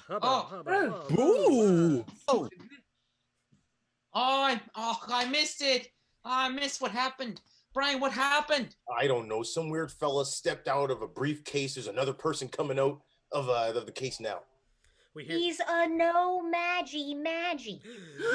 What? A no Maggie? What? No. No. No. No. Brian, who's the second guy? Todd, let me. Who is he? Oh, he's a no Maggie apparently. Kate's guy brought a no Maggie here? That's a no. I gotta say something. Todd, please don't say anything. Don't. You're gonna embarrass us. Don't yell anything. Don't make a scene, please. Oblivionate him! Yes! Nailed it! Did you hear that, Brian? Everybody loved that. Everybody loves me. Everyone hates you. I hate you. When we get back to the House of Magic Representatives, I'm telling the Mountie of Magic, you get left in Canada next time. Hey! Oblivionate him! Oblivionate him! That's me! I'm that guy! I said that! Damn! That moment is past. Oh, there's my 15 minutes gone. What do I do with my life now? Oh! Take them all away. Not No. Yeah! Oblivionate all three of them! No, please don't hurt my friends. They're fantastic. Please. A long pause. Oblivionate! Shut the hell up, Todd. Todd. Who's Todd? Brian, the Canadian wizard from the Irish portion of Canada, looks to Todd for a moment. A puzzled look crosses his face. Wait a second. You're not Todd. Oh, Revealio. Todd is slowly revealed to be Surprise Johnny Depp. Will we die? Just a little? What? And in a cloud of smoke, Surprise Johnny Depp vanishes. My best friend. My business partner. Did he ever exist? Surely. I mean, he was the best man at my wedding. Wait a second. My wedding? I can't remember my wedding. Who am I even? Who? Revealio. He points the wand at himself, and he slowly morphs into also Surprise Johnny Depp. Will we die? Just a little? And with that, we cut to the Nkusa Paragon American Samoa prison cells where Eddie, Tina, and Jake, who has still not been oblivionated, sit in a cell. A guard stands in front of them. Okay, so can someone just please tell me what these obscure sphere things are that apparently killed my senator and have now framed us for some sort of crime? Look, because I'm almost at the end of my rope here. It's I guess almost. Only been about 19-ish minutes. Well, you see, it's a sphere, an obscure one. Oh, you need more information. Okay, it's an unstable, dark sort of magic cloud that bursts out of a young witch or wizard when their magic is suppressed. It hates people and it hates buildings, but it hates public transportation the most, and they 100% definitely don't live past the age of 10. That's a rule. None past the age of 10. I write books on the subject, so I know. Wow, that's actually pretty tragic sounding. The guard standing there opens their cell door. Eddie, Tina, you're with me. Oh, bye, Jake. I hope you open up that flower shop or whatever. And they're all gone, except for Jake. Yeah. The worries of my past seem so trivial now with everything else going on. Witnessing the trials some people go through every day. Even the large amount of physical pain I've endured doesn't seem like a burden. Really gone on a journey, huh, Graham? Jake's grandmother appears. She nods in approval. Thanks, Grammy. Thanks. Jake is attacked by a beast. Oh, it's a beast! Where did this thing come from? We cut to the interrogation room day. That gravely demeanored man sits at a desk. Eddie and Tina are led in and sit in front of him. You're an interesting man, Mr. Rodmain. A fine student who was thrown out of a certain school of magic for endangering human lives with a beast. That was an accident. 27 times. It happened 27 times. They were all accidents. Sometimes the accidents repeated. I Eddie myself every time. Tell me, Eddie, why is the current transfig teacher a real Jude Law type, whom I have no personal relationship with? Nothing personal about it at all. Why is he so fond of you? I suppose we'll just have to watch more movies to find out. Eddie winks at the camera.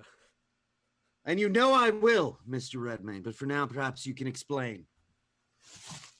This. He reaches into a case and he pulls out a pastry. Gasp! A new beast! That's a cheese Danish. Oh, sorry, wrong case. I have the same one at home. Now explain. This. He pulls out the obscure sphere.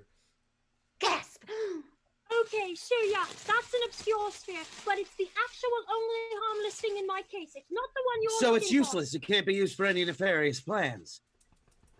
Not that I have any. I'm just a run-of-the-mill Irish-American magical detective type. Maybe it's you who has the evil plans.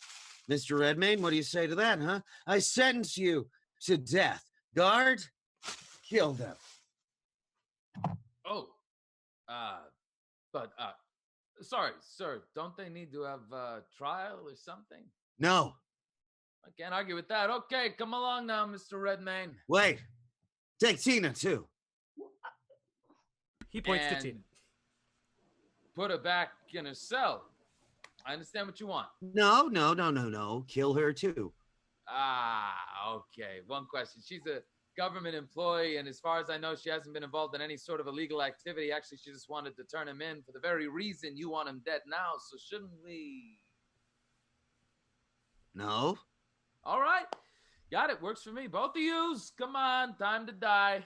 Oh, no.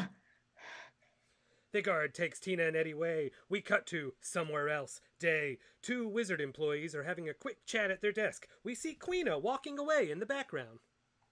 Hey, Beverly, you still have that priceless set of irreplaceable teacups and coffee mugs, yeah? I do. They are my prized possessions. One of a kind. I'd honestly lose the will to live if something happened to them. Mind if I take a peek at them for a hot second?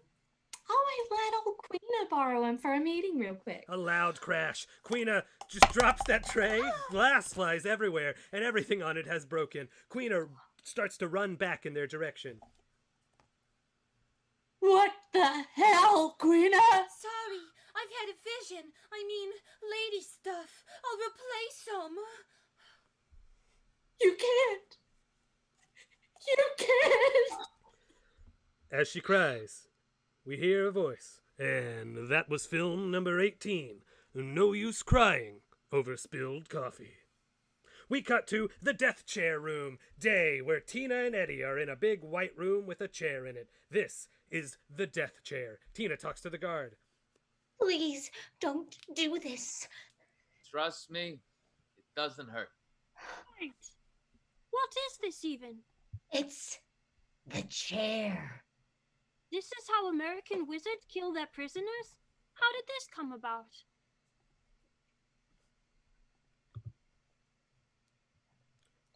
We cut to early America, the 1600s. We're back in colonial times. Those same 2 colonials from the ship earlier stand looking at a prisoner. They have aged. Well, here we are, Reginald. The first crime punishable by death committed in Wizard America. However, are we going to execute this prisoner? Well, we've got the spell that immediately kills a person, so I figure we'll just want to go with that.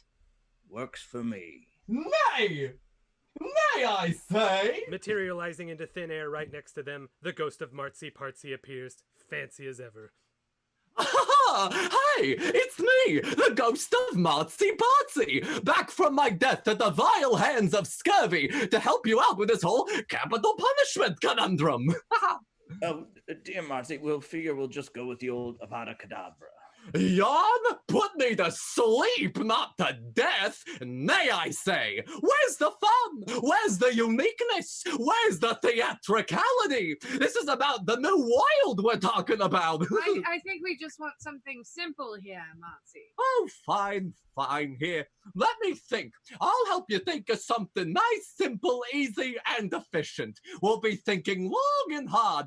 So I'm just going to take a seat, and I've got it. I've got the idea. We're done. So we've got a chair, and we put it in a room. The chair sits above a pool of memories. Good memories. We show them their favorite moments so they feel good when they die. But then the memories turn into a sort of boiling black acid liquid death. You writing this down? The boiling liquid rises up around the prisoner and then collapses on them until they are dead and they are punished. Great. Done. Build it. Okay, that's all for now. Goodbye. And just like that, Martsy Partsy is gone. So, shall we just do all of that? Easier for us. To the death chair, prisoner. We cut from them to a hallway where Eddie, Queena, Jake, and Tina run. Welcome back to the movie. Because of time, well, you see, during that last film, we're just gonna go through the hits real quick. Eddie and Tina managed to escape with the help of Eddie's friends, his beast friends, and well, Queena helped save Jake from having his memory erased, who then proved his own usefulness by kicking down a high-ranking official's door, the best kind of magic, door kicking. They grabbed Eddie's case, and then everyone just knew to meet up, and they all ran through this corridor. Eddie, here's your case. Whoa, how did you get this? I kicked down a high-ranking official's door. Looks like you had it in you all along, Jake. You achieved your dream of kicking down a door. I guess I did, didn't I? Eddie, are there any more of your friends to find? Yes, one, but see, there's a funny thing about this one. They all stop running. He's invisible. Everyone laughs. Oh, what a fun time they're having. Eddie.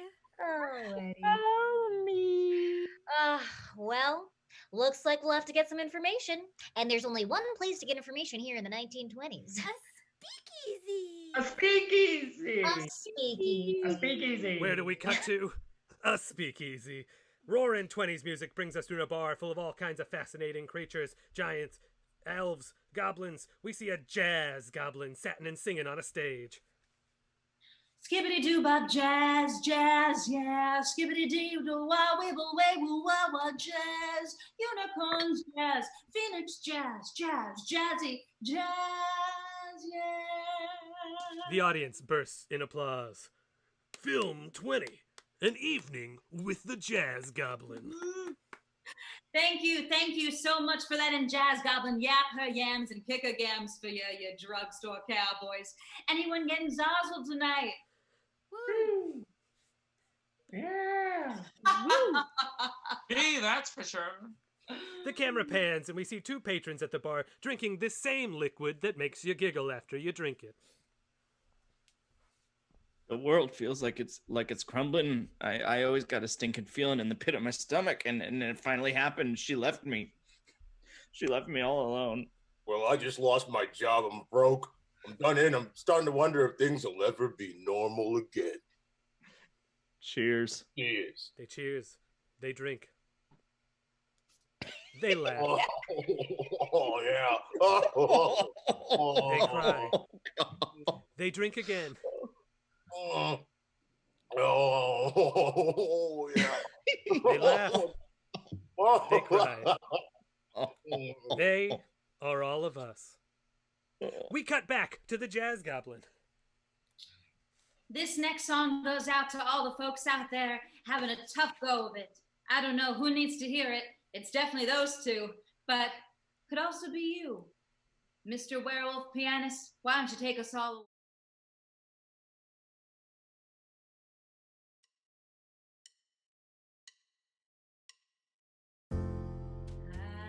dreamt of sunshine. Clouds all danced in away.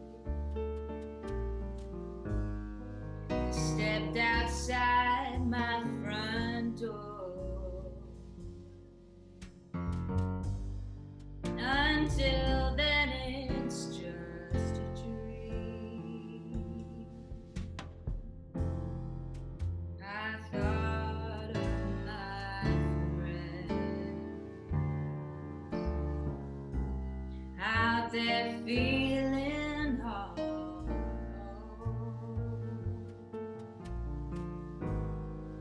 we should be together.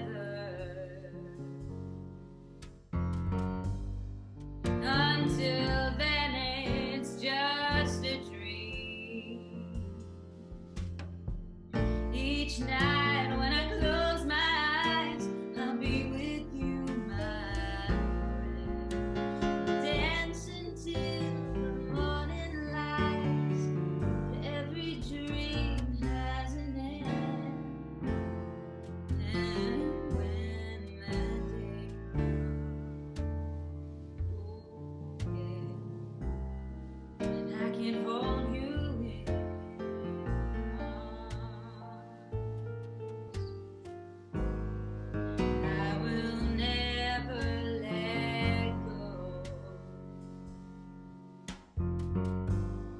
Until then, it's just a dream.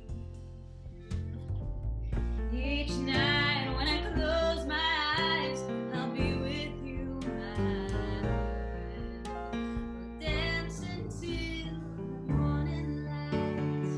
But every dream has an end. And when that day comes, and I can hold you in my arms, I will never let go. Until then, it's just a dream. Until then, it's just a dream.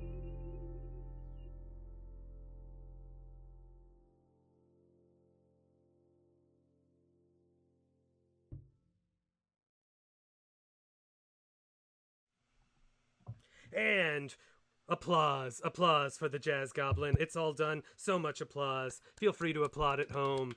Wow. Applause. So much applause. The applause continues. The applause goes on. And the camera travels. Oh, and no, it doesn't. The applause is done. We settle on the Jazz Goblin. Thank you. Now for my final song, Skippity Doo Wop, Jazz. The camera travels to the door of the bar where Eddie, Tina, Queena, and Jake all enter, looking fancy, ready to paint the town red. All right, let's get some information and let's make it quick and easy.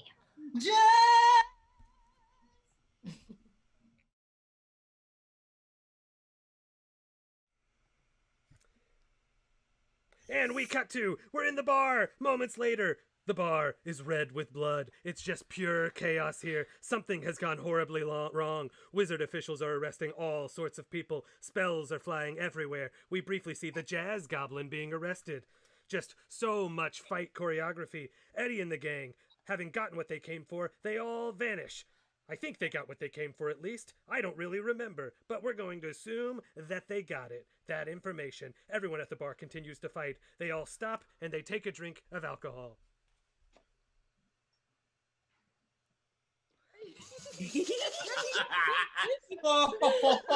It's a Benjamin. They resume to fighting each other. We cut to the interior of Macy's department store. Eddie, Jake, and Tina appear. Okay, that mob boss goblin at the speakeasy definitely said he'd seen some sort of invisible creature at this Macy's. Hey, how did anyone see it if it's invisible? Also, Mr. Redmayne, when you gave away your little twig friend that you've had in your pocket this whole time. Don't worry. I never give away my little tree friend. Yes, we see Eddie's little tree friend. We didn't have time for this before now, but Eddie's got the little tree friend. It looks like that. And you know what? You could just plug it into this story anywhere you want. But you Don't worry, I'll never give it away. You only got him back because all them wizard officials showed up. So what was your plan to get him back if all the commotion didn't happen? Oh, you know. Be quick and easy. Yes. And then there's more we cut to 5 more minutes later. More chaos. And in Macy's, a gigantic snake-like bonus beast is just slithering around all throughout the store, destroying everything inside of this Macy's. Everyone screams.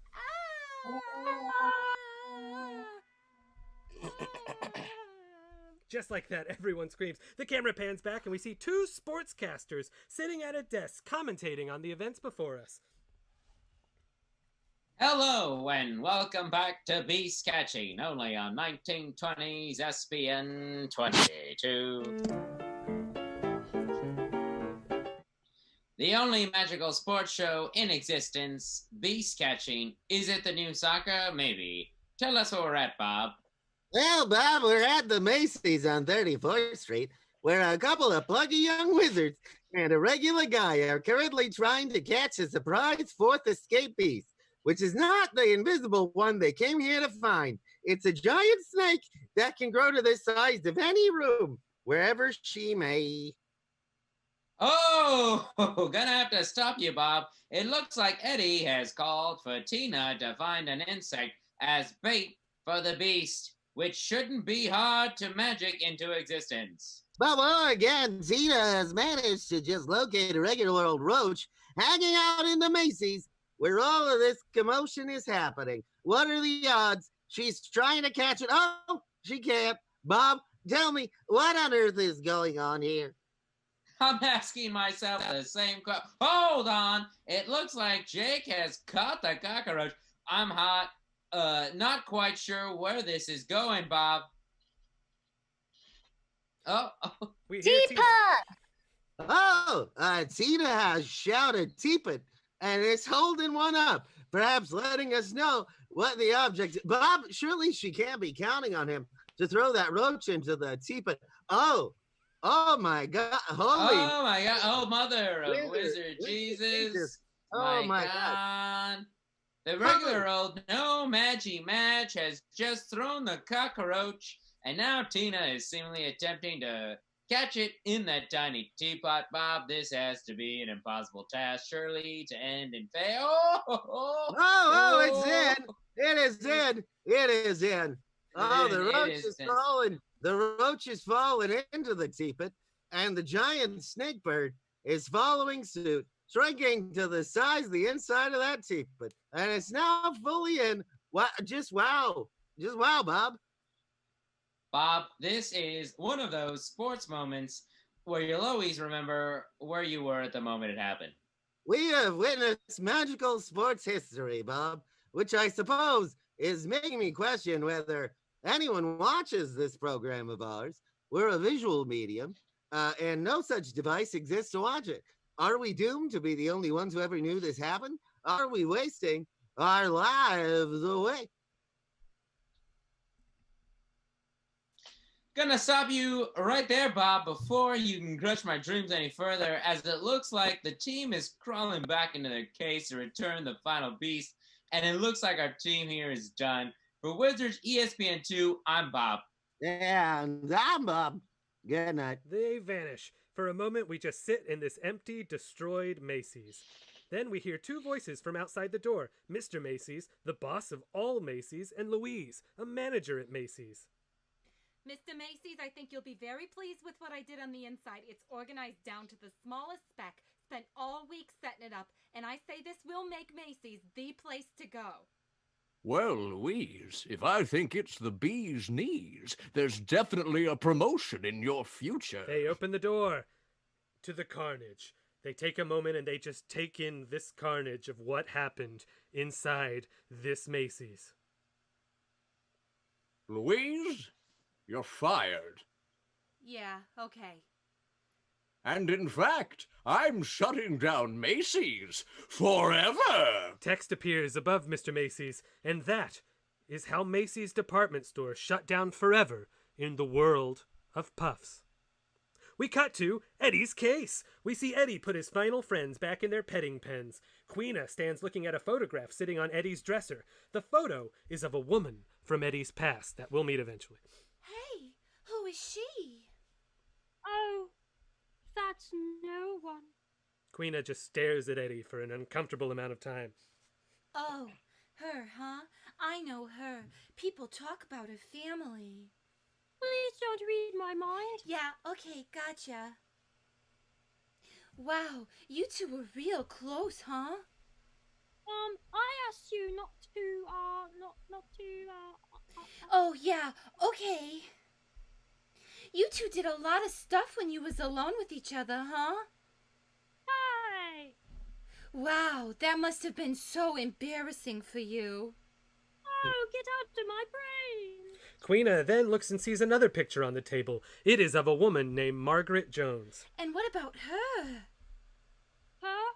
Well, that's a very special memory from school. Eddie flashes back in his mind for a moment to his old school days. Eddie is talking to a girl. Her name, Margaret Jones, Megan's great-grandmother, and a fellow puff.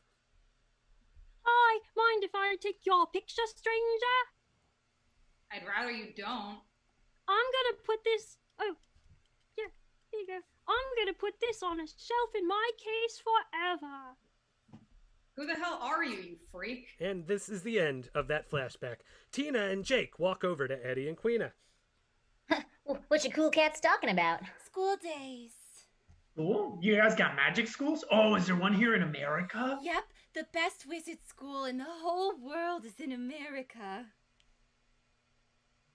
Nuh-uh. Yeah, huh? Nuh-uh. Yes, it is. Nuh-uh. It definitely is. Except it's not. Oh, right. This is coming from an expelled puff. What's a puff? Ooh, can I ask that? Is that word like bad? A puff is just a person who is lucky enough to find themselves placed in a group of really nice people who take classes together, who help each other, and will do anything for each other because they are loyal and kind to any and all their friends, whether they be beasts or not beasts, fantastic or, well, their friends are always pretty fantastic. Also, we live very close to the kitchens, which is great, and also badgers. Those are great too. Maybe one day they'll have a story of their own. Eddie looks dreamingly out. Perhaps everyone does, even the audience. Yeah, right. A sudden burst of thunder. Frank, the bird of thunder, screeches. Oh, what's that, boy? Is there danger? What? No, not at all. I'm just stretching my wings, and it's just what happens when I do that. I'm a bird of thunder. Come on, man. Do you think it's something serious? We found all my friends. What else is there to be done? I'm sure it's nothing at all. They stand there for a moment. They look to each other. They look out. Something's about to go wrong, right? 20 to 30 minutes later, we are in Times Square. The four stand and watch as a gigantic cloud of doom, destruction, and greed rips apart New York City. Cars are ravaged. Every building on 50th and 49th Street between 8th and 9th Avenue is destroyed, creating a wide open plaza in the center of the road and revealing a large underground hole. A person stands between it, and we watch as they go, this joke only works if you saw the show at New World Stages. Briefly, we see Creedy's face burst out of this cloud. Look, it's that Salem boy. He's the Obscure Sphere. But he's not under the age of 10. Yes, sir. Well, you said one of those things definitely had to be under the age of 10. Ready? I guess let's try and save him.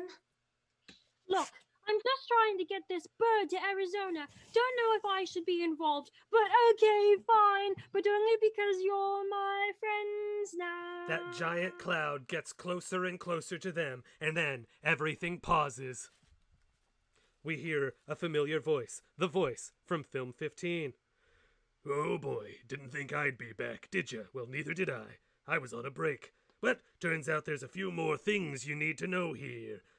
Film 23. More things I guess you probably maybe need to know about the second coming of the second church of the Salem people. It's the thing I said earlier. Well, okay, so Creedy, the kid with the hair, well, he killed his mom, the woman with the hair earlier, but we didn't know that was him doing it, which led to this scene with this guy and Creedy. You're a dumb, unattractive boy with a weird haircut who definitely can't do magic and have nothing magical about you. Where's your sister? She's got the magic in her, and I need her for my plans. And then, like, literally less than a minute later, a shot of a wall crumbling, and a very evil, magical Creedy stands there all Akira-y. Takesy backsies, Creedy, my boy? No takesy backsies. And then Creedy just destroyed a whole bunch of stuff as a swirling orb of dark CGI, but he mostly destroyed buses and subway cars. Well, until he is surrounded by a bunch of government officials whom he also destroys. And it was just like that Creedy, a boy no one believed in, became the most fantastic of all friends. And Eddie here knew just where to find him. Hey, like the name, okay, it's not important. We cut to an underground subway where Teddy, Ina, and that grave man all stand in front of the giant Credence cloud. They are all trying to talk him down. Creedy! Creedy.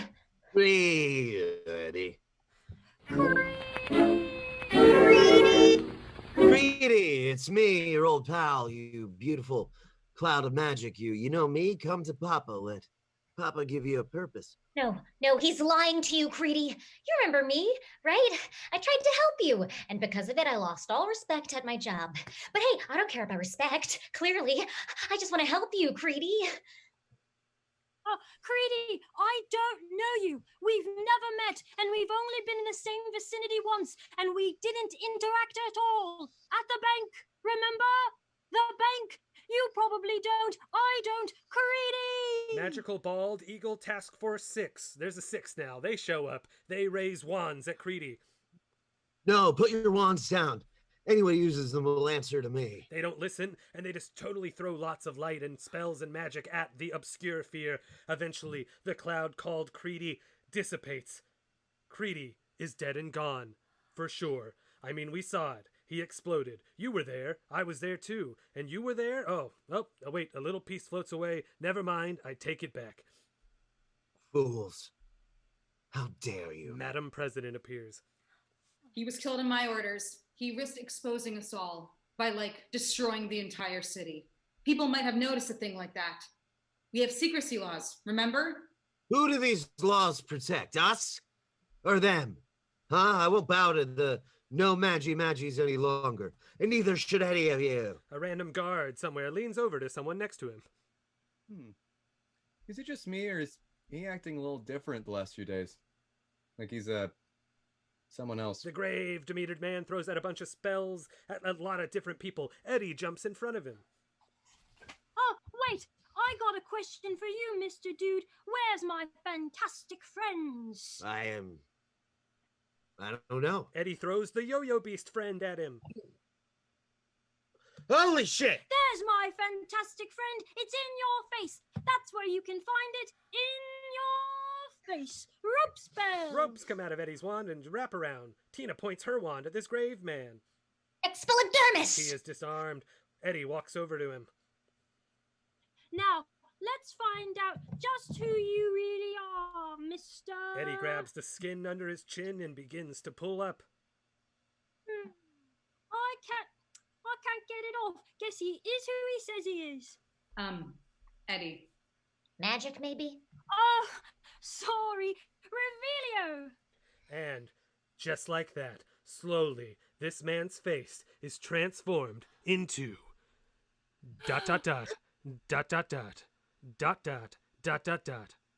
Surprise Johnny Depp. Everyone gasps, except people who read the internet. Yeah, I called it. Madam President walks Looks over. like we got you, Johnny. Do you really think you can hold me? Not at all, Mr. Depp. But we certainly can pretend that we will for closure's sake. 2 magical task force bald eagle 6 soldiers grab onto Surprise Johnny Depp and they drag him off. He looks into Eddie's eyes. Will we die? Just a little? What? Will we die? Just a little? What? Will we die? Just a little. Maybe? Good answer. Eddie stands smiling as surprised Johnny Depp is dragged away behind him. He helped. Eddie turns away. Johnny immediately overpowers the guards and escapes in the background. Eddie continues to smile. I helped. Time cut. Moments later, Queena and Jake show up. Jake hands Eddie his case, and Madam President walks over to Eddie. Looks like we owe you an apology, Mr. Redmayne. An apology? A random presidential aide has spoken up. I'm sorry, but do we? I mean, yeah, he did us a nice solid by stopping the evil wizard, bravo. But he still came here illegally with his case full of illegal creatures that got out and tried to harm people, did harm people, which is illegal and was avoidable if he just, fixed the lock on his case that sometimes opens on its own.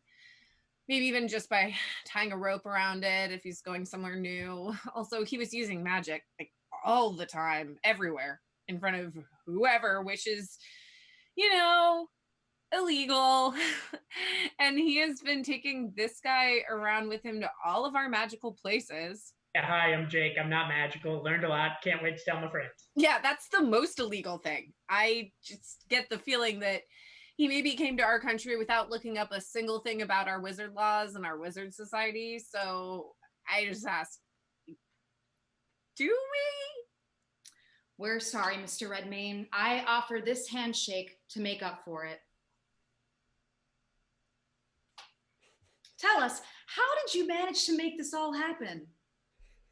Just a testament, I suppose, to what is possible when you have a little help from your fantastic friends. Even my new ones, who are less hairy and clawy, but fantastic nonetheless. Puff, puff! Eddie goes to hug the president. She ducks out of the way. But it looks like wizards are forever exposed to the world. This is going to look very bad for me when I run for re-election. If only there was a way to make every person in this city forget all these bad memories from the last few days. If only there was some kind of eraser for bad memories. Yep, if only. Well, I better be going. Hey, Eddie, you got your one friend who can do exactly that. You did some exposition about it to me, right? Remember? I do? I do! Yeah! Time cuts. Eddie opens his case, and Frank flies out. We hear Frank's voice inside his head. All right, Arizona. Finally, Arizona. Okay, Frank, this isn't Arizona. Come on, man. You had one job. I figure this is close enough. Anywhere would have been close enough. Wings. Jeez, this guy. But we need you right now to do us a favor. I can't wait to never see your face again. I'll miss you too, friend. No more hugs. Oh, come on. Eddie hugs him and attaches a small vial to Frank's foot. You know what to do? I don't, but I'll just do what I naturally should do in this situation. Frank flies up into the sky. We see the New York sky at dawn. Frank flies high, higher into the air. Thunder, lightning, it begins to rain. Frank breaks open the vial and it mixes with the rain, and the rain hits everyone on the ground. All of the characters in the play. We see everyone's faces crinkle. They feel an odd sensation of the rain. They all look to each other. And then fire shoots out of their butts. Just a ton of butt fire. Butt fire everywhere. It looks just like this. There's so much butt fire that the movie gets an R rating just for the butt fire. The camera pans back to the ground where everyone looks at Eddie. Whoops! Wrong vial! Frank, come back! We cut to 5 minutes later. Rain falls again and washes away everyone's bad memories. We see every character in the play we've met look up into the rain, forget the bad memories, the bad feelings of this day, of this tumultuous time in their life. It's all washed away, replaced with a feeling of calm, a feeling that says, hey, it's all gonna be okay. We also see some regular wizards and people who were just living their regular lives and didn't know they shouldn't be walking outside in this rain, and they also forgot everything that just happened, including some important stuff they needed to do that day, like picking up medicine for a recent illness, and so, etc. We linger for a moment on Dorothy from the wand department with her big cigar. She looks up to this rain. She closes her eyes as it washes over her. She opens her eyes. Nope. Job and life still suck. She goes about her day as Magic Ball Task Eagle Force members run amongst the people repairing the city. Everything is back to normal. We cut back to everyone with the president.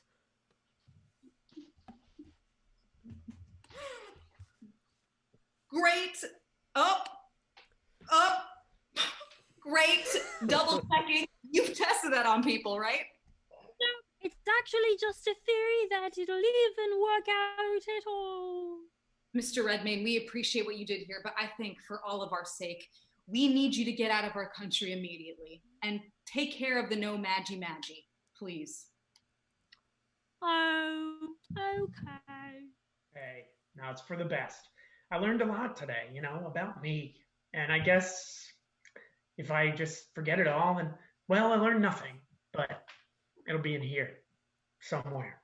They're part of me, that makes bread looks like shapes. All look at each other, and then they shrug, agreeing with Jake. Yep. Yeah. Oh. Okay. No, like, tearful goodbyes or anything? Look, we think you're great. Yeah, but we have only known you for, like, a short amount of time. Like 2 days, tops. Yep, so bye, Jake. Okay, well, I'll make pastries of all of you, Well, goodbye, my friends. Jake then walks into the rain, and the sweet, sweet water falls all over his head. Oh, yeah. Oh, yeah. Ooh. In the rain, all those bad memories, all those memories of his day wash over Jake's head. The camera races into the sky and zooms over a river to New York's neighbor, New Jersey, where we see an interior of Joseph Rivers' home in New Jersey. We see a window, the blinds open with the eyes of Joseph Rivers, Oliver's great-grandfather, spying out of them. He wears a protective helmet. He speaks to his wife, Franny Rivers. Franny, get in here. And Franny is not muted. What? What is it, honey? Oh, the world didn't end, that's what. Well, you remember yesterday how right out this window there was a giant cloud destroying New York City, and I told you the end times had come? Vaguely, yes. What's wrong now? Well, nothing. Nothing is wrong. For some reason, nothing is wrong.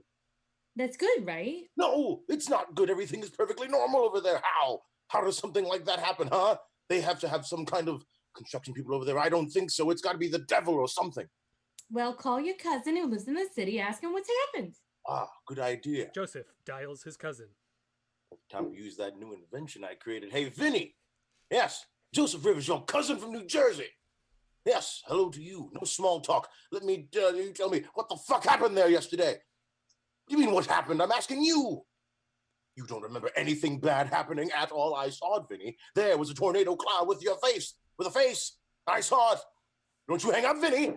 Joseph slams the phone down. He grabs the morning newspaper. Something's not adding up.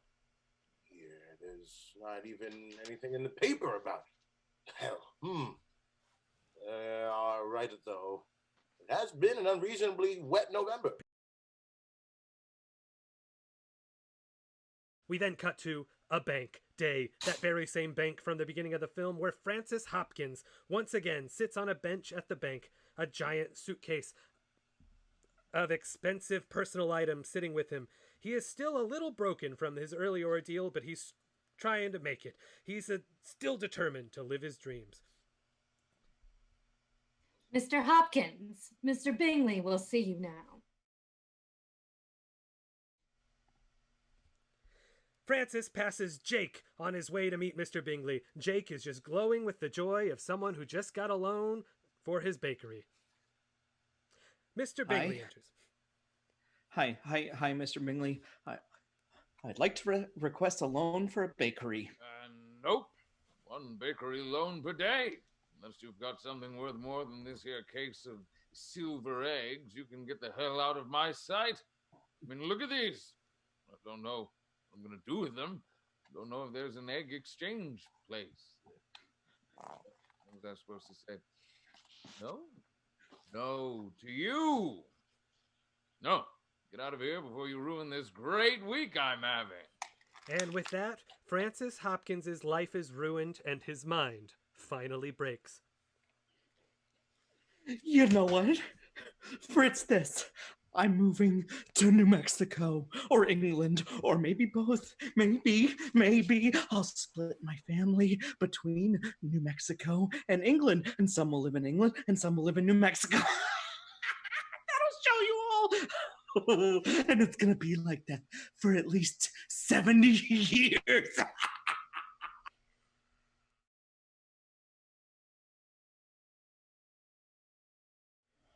And we cut from that to a harbor day where Eddie stands on a boat with the boat docks with Tina. Hi, Eddie. Thanks for getting me my job back. It's been a real pleasure getting to know you, friend.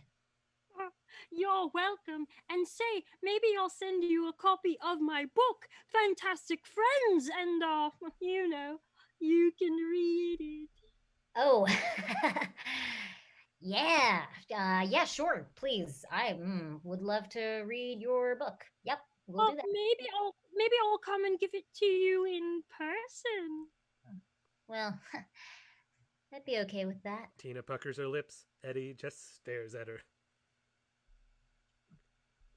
Okay, bye. And with that, Eddie gets on a boat, and the boat sails away. We see a quick glimpse of that bug that got at Eddie's case that no one ever took care of. And Tina slowly turns to walk away. But then, she stops. She looks up directly into the camera, and she smirks menacingly. Someone passes by, and suddenly, where she once stood, we only see who she truly was the whole time. Surprise, Johnny Depp. Will we die? Just.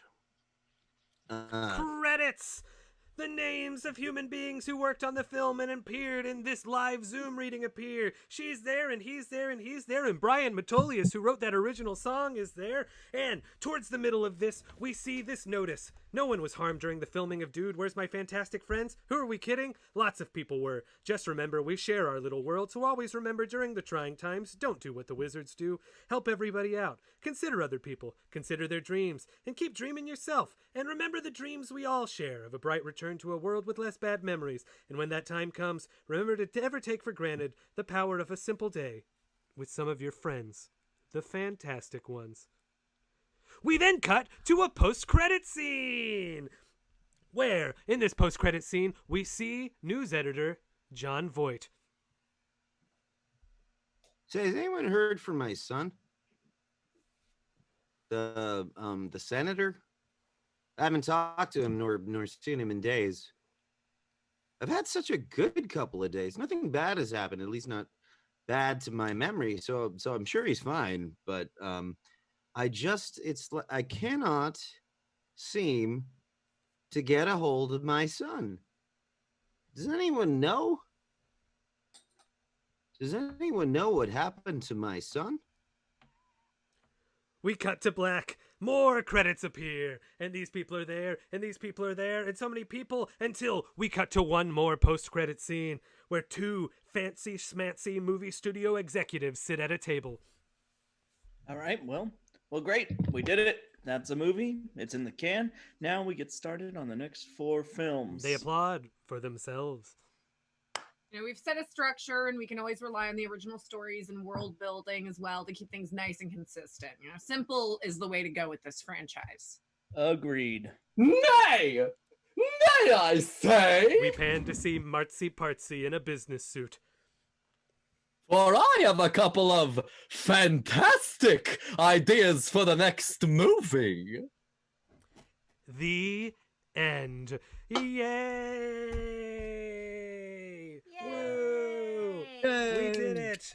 Wow, live web theater, everyone. Thank you, all of you out there who stuck with us and came to a second video. We really appreciate that.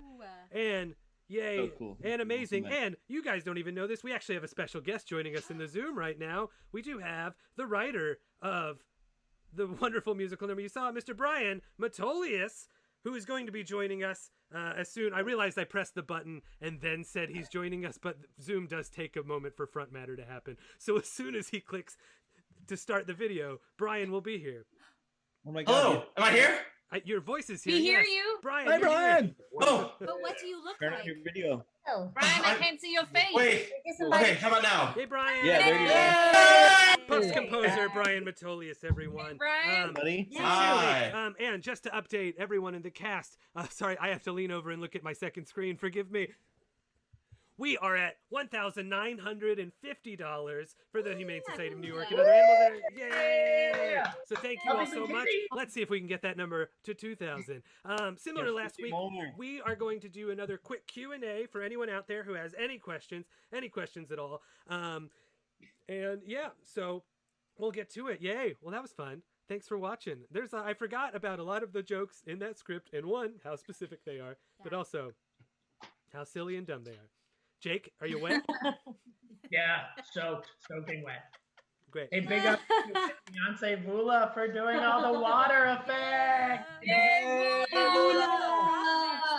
All right, I'm seeing some questions already. Oh, Goose is barking. Star of the show, Goose. One question was, Da Williams asked what flavored Pop-Tarts did we have. They were the s'mores Pop-Tarts, the only ones that I will eat. I don't like That's kind. The only ones worth having. That's right. Now I want Another question. There's a lot. We're getting a lot of hot dog talk here. I do. So, No. Brooke Give Talbot. the people what they want. Jesse, you look like you've been through a meat grinder. Yeah. so ready to wash my face. So we have many people. Brooke Talbot and also Dylan Guyman, who Julie, you might know, he played the narrator in the California production you saw. Amazing. Right. They both want to know, and I'm sure many others do. Jesse, how many hot dogs did you eat? Oh my gosh. I had 6 hot dogs. How follow-up question, If Jesse. we have the Coney Island hot dog eating contest this year, I'm in. Jesse, a cue You for ate me. 6 whole How do you feel right now? I feel great. You know what? Actually, I'm stomach-wise, I feel great. Love hot dogs. My face feels so spicy. I feel like I'm turning red. Am I turning red? Jesse, go wash Yeah, it wash off. off. Just get that off your face. I'll be right back. I'll be right back. Great. Make everyone talk about it. Wonderful. Brian, we got a question for you. Can we get a soundtrack, please? Okay, so, yes. There's your The answer, end. everyone. You got it. No. The real answer is We got it. expect an announcement soon. Amazing. Follow Brian's Twitter. There you go. Should be in the description of this video below. Oh, yes. Yes. We got Nick back. I have already changed my Twitter name to Mr. Werewolf Pianist. Oh, good. Great. Maybe mine There you should be go. Jazz Goblin. Do Oh, it. there you go. Yeah, we can do a whole probably. thing here. All right, I'm going to keep looking back through. Amazing. Oh, there we go. You go get him. Miles Foster wants to know, Steve, can you do a Jack Sperry impression? Jack Sperry? Jack Sperry. So they're specifically asking for Jack Sperry. So please give us a Jack Sperry. So not like, is Ram gone? Where's Ram gone? No, Jack Sperry, who works at the store. Oh, I don't know. hi. I'm Jack Sperry. I sell textbooks and textbook related boxes. Perfect. Wonderful. Katie Source wants to know, was that actually ketchup and mustard? I believe it was, yes? I did. This was. I What else could it have been? Shout out to Heinz. Shout out to Heinz. Leanne Kolnick wants to know, Nick, did you build that Lego ship? Yes, I did. It is a what do you call it? Pirates of the Caribbean. But I got it off of AliExpress. So it has Johnny Depp on it, right? so it's got Johnny Yeah. Miles did mean to say Sparrow, but we got it. We they're the same basically. Patrick Urso wants to know, how do we rehearse this? Not really. Not really. That's one thing. So there you go. That's why you're running yesterday. We did rehearse. So we had a rehearsal last night where we all got together and we just kind of went piece by piece and we figured out places that, we could hand off pieces of paper to each other and other little things that kind of came about it. But you can't make your computer rehearse. You can't make your computer rehearse, even though all of that stuff went fine when we ran it earlier. It's a real shame. Those newspapers really cool. You got to see one. But that's all right. Next time. I'm just going to stew on that for a good long time. But it's okay. Well, we should have a real dress rehearsal next time. Ooh. Yeah, Julie had some fast. We can put the costume changes. newspapers back in post. You're right. Yeah, you're Oh right. my God, Jessie, are you okay? Oh, I'm fine. I'm totally really red. Jessie, I think you have a rash. Just rub it again. Fine. It's you're turning into stone. Sarah Zamora wants a shout out to Timber Creek High School in Keller, Texas. So Timber Creek High School. Texas. That's you being shouted out. Texas. Badgers. Haley Marie wants to know what the writing process is like. I like to write. I'm an actor, was an actor first before I started writing, so I very much like to write and just kind of put as many ideas as I can and then just get people in a room and then find what's funny and then find what they think is funny and what they make it funny and then take what they made funny and what they find funny and merge that and go back. And so it's I like to do a lot of readings with people and just throw things out, even as rough as they can possibly be, just to find out how rough they are. But yeah, it's usually, and then I'll usually just kind of marathon write whenever I have ideas. But yeah, it's really just about getting as many people into a room to test stuff is my writing process for the most part. Let's see. Someone said we should do a cats send up. This is Moses, by the way. Moses. Oh, Moses, hi. We should absolutely do cats, but everyone has to wear a bodysuit. Yes. I don't care what the script is. And you have to be able to see our buttholes. No, Mm-hmm. no, yes, bring back the butthole take, the butthole cut. Give us. Pixie Violet says, can you give a shout out to their wonderful directors, Mrs. Gillis and Mal, who are working at the Valley View secondary cast through online rehearsals. Oh, shout out to Mrs. Gillis and Mal. Shout out. You've been shouted out. Gillis and Mal. I hope that's going well for all of you. Fun. Miles Foster wants to know, can they get a Nick and AJ puppet special? Oh, I'd watch that. Did you really just ask AJ? Nick, AJ that puppet? I mean, you have to talk to my. Oh my God. Sure. I mean, I'm open to anything. So, hi everyone. Bye.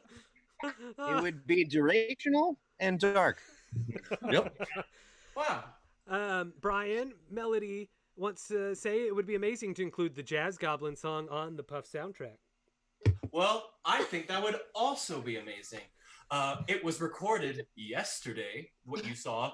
It was written basically the day before. So let's put it on whatever it ends up being. Another part of my writing process is to text Brian the week of doing a performance or production of something, go, hey, can you make this song?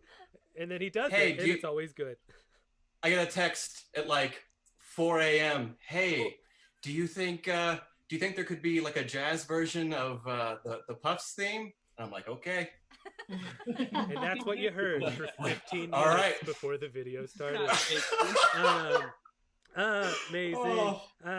Wonderful. Jason Stiers has a request on behalf of Andrea Z. Hi, Jason. Can they see more of either Goose or AJ and Ellie's cat? Hashtag hard We gave him a lot. He has to go. Oh, they have to go. He's over it. I tried to give you some. I'll go fetch the other one. But there was a request to see more and learn more of the names of the real pets the friends we saw. Right. This is our baby. Oh, what if I get my pet? I don't know if I can adopted get in one in January time. last year, and her trigger word is any greeting, like HI, because she assumes people are here and she starts barking. We'll test it. Hi. Rue, this is Rue. Hello. One time at jail. Oh, there it goes. Okay. But we love her. Hi. Oh, Pippin. There he is. This is a rare instance of him being calm. Now, Still just out curious, did sometimes. everyone adopt their animals? Yes, Yep. actually. We did. I bought This is my roommate's cat Scotty, and they did. Oh. Yay. Aw. We hear it, We Puffs. bought this cat from Kendall Jenner. Oh, good. Wow. We highly Yeah, recommend Michael adopting Jenner your was pets like- unless it's from Kendall Jenner. Yeah, Kendall Jenner. New Mine York is is actually, #1 in the country for pet adoptions. Fun fact. That is true. And I- speaking I of, can't we are keep it currently close now to at 2,000. Like our pets. Ooh, another animal. Megan? We're currently at $2,015. Yay! Yeah. We doubled Oh! Let's see. Hi, Thank you so much. Oh. Hi. Hi, Ripley. This is Ripley. She's a rescue. Oh, she No. loves you. She's kissing you. Yeah. Wonderful. Those are all. Look at all those cute animals. We do have another Look at all these question. pets. That Puffcast podcast, which what wants to know if there will be more of these live reading companies. Keep an eye out on the social medias, but there will likely. I have to double check with everyone who's on this call, but everyone subtly nod no if you're a no. What was it? Never again. No. We're gonna I do think this. we were all free. There will likely be Yeah, at some point. $50,000. It might not be next week, but it also might be. Keep an eye out. But we will definitely be bringing you Puffs 3, Eventfulness Maximus, which brings some of the characters from this, some of the characters from 19 Years After, and all of the characters from Puffs, and really brings an end to the story you never knew you needed and you didn't want either. Let's see. So that's some of those questions. Everyone keep looking at those animals. 8 HP boy, don't know what that HP stands for. Did you already have all the wigs used in this production? Ellie? Yes. Huh? This wig. I have an extensive wig collection. This wig is actually Ellie's that she gave me. That will, yeah, that's yours now, Julie. My old lady wig is actually a beard and a mustache that I just tied to the top of my head because we can't go buy things. You got to make what you got work. Yeah, creative. But then all of Ellie's are real wigs. Jocelyn wants to know who was everyone's favorite characters you played. I'm not sure if that means this or Puffs, but all of the above. Let's just do all of the above. Zach. Badass Wayne, maybe. Oh, Badass Wayne from 19 Years After. Great. AJ. Oh, I'm sorry. Andy, you're here too. I miss Leanne. I do miss her. She was fun. I miss her. Maybe you can see more Leanne in Puffs 3. AJ. I think narrator, tie between narrator and Puffs 3. Oh, great. Spoilers for Puffs. For more narrator, stay tuned for Puffs 3. Ellie. I'm gonna go Hannah, and I'm just gonna keep showing you wigs. Great. Ellie You like owns, the budget? Ellie owns wigs. Langston. I own a lot of wigs. We have wigs. I mean, it's going to be, of course, Oliver Rivers. I miss him all the time. Oh, Langston, why do you have so many mustaches and they're wonderful? There were two. It's not so yeah, many. where'd your mustaches come from? And I love them. More than I have. Before. This is my favorite one. This is the one it looks like it would actually be maybe Joseph Rivers. I love it so much. I was invented grandfather. You really know how to wear a mustache. Oh, it's beautiful. Pulling it off. Is this video phone or working? Jake. Who played Minnie? Definitely gotta say the death buddy who gets hugged by Puffs is being hugged by James Fouhey and Keith Rubin and Alex Haynes, just having strong, muscular men hold you. Does it even work? You know what I mean? Strong, Jesse. Also, Zach. No, yep, Yes. Zach. Jesse, yes. Yeah, I mean, Bippy always, but I do love Tina because anytime I get to eat hot dogs on stage. 6 of them. 6. And by on stage, you 6 mean hot alone dogs. in your room. You ate a pack of hot dogs. Anna. Really? Oh, that's hard. Narrator and Dumbles. I actually like Dumbles. And then Xavier too. The headmaster. Julie. Megan Jones, but duh. It was pretty fun today, you know. Where did Julie go? Oh no, yeah.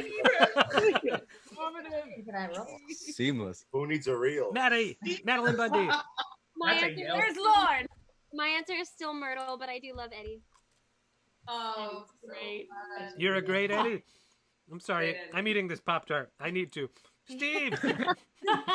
I love doing Ernie and Puffs 3, but also the many permutations of Surprise Johnny Depp. Yeah. And the other impressions therein.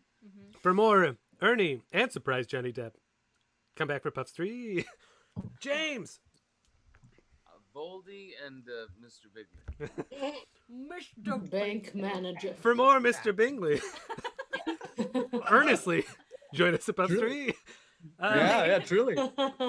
Brian, who would you want to be? Oh, big question.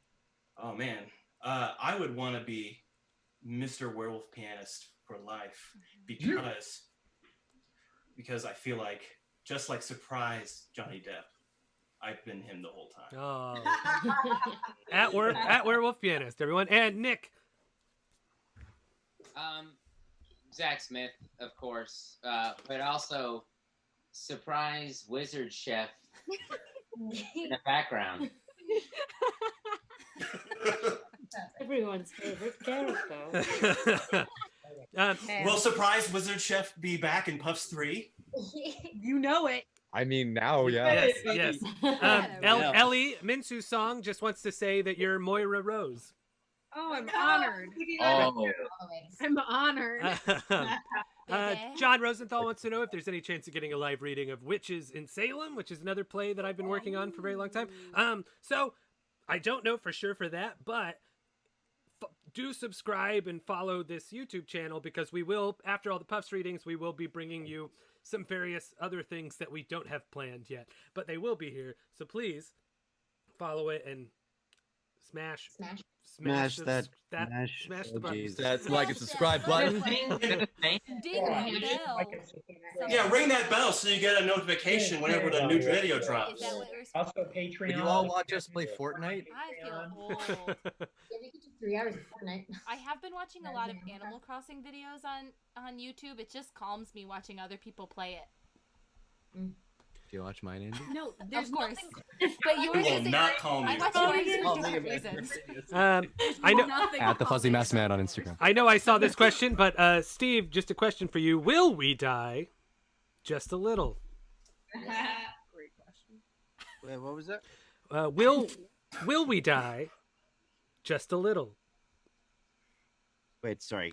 I don't understand the context. Can you say it again? Yeah. Will we die? Oh, just a little. That's bad. That's bad. Oh man, maybe like your dad in a theme park scene. impeccable. Just a little. Thank you. Impeccable accent of an Oscar-nominated actor. I've earned this. Somebody you might know from famous Disney franchises, at least one with pirates and just a little. A tiny girl going down a rabbit hole.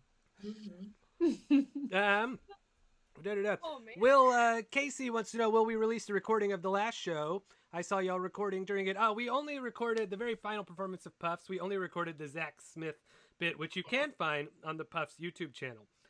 It is 25 minutes long.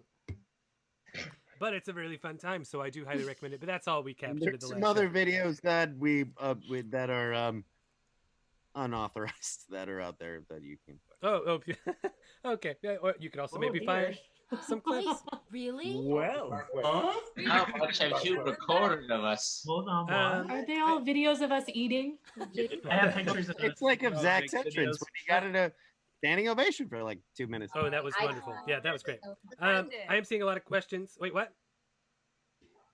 Oh, nothing. I'm seeing a lot of questions about will we be uploading this? Yes. And I'm going to see what I can do about merging the very beginning into this one so that it's the whole thing. So there will likely be this video with the live stream attached to it, and then there'll be a separate video that is the full thing. So yes, Maybe with newspapers. Probably not with newspapers, but maybe with news. No, probably not with newspapers. The newspapers were great. They took the Zoom video and put it in a newspaper. I'm so proud. Wow. Thank you. Thank you. Wow. What a cool effect. It looked amazing. Let's see. Jared wants to know, everyone does great character work and impressions. Do you have any acting advice for owning a bad impression? Shout out to their Cincinnati Puffs fans. Cincinnati, you've been shouted out. Cincinnati. Cincinnati. Cincinnati, what are you doing over there? What are you getting into? Jake? Yeah, I would like to take this one if I may. As the worst impressionist of this cast, really, just do it for you. You know what I mean? It's not for anyone else. And if they think it is, they're wrong and they're do a little. You gotta do it with an intensity and a real this needs to be done. Jake, can you do with some potion teacher? Just Oh my god. Yeah, okay. Yeah, it's a taste, like a little taste. Left character. Hey, we're all here for you. Yeah, check it out. Yeah. Okay, here we go. Oh my god, I'm so excited. 3+ years. This is. Can I say his name? Can I say No. Okay, all right. Okay, this is an impression of the potion. Come on, Jake. Protect the business. Number one. Everybody, settle. Simmer. Okay. So.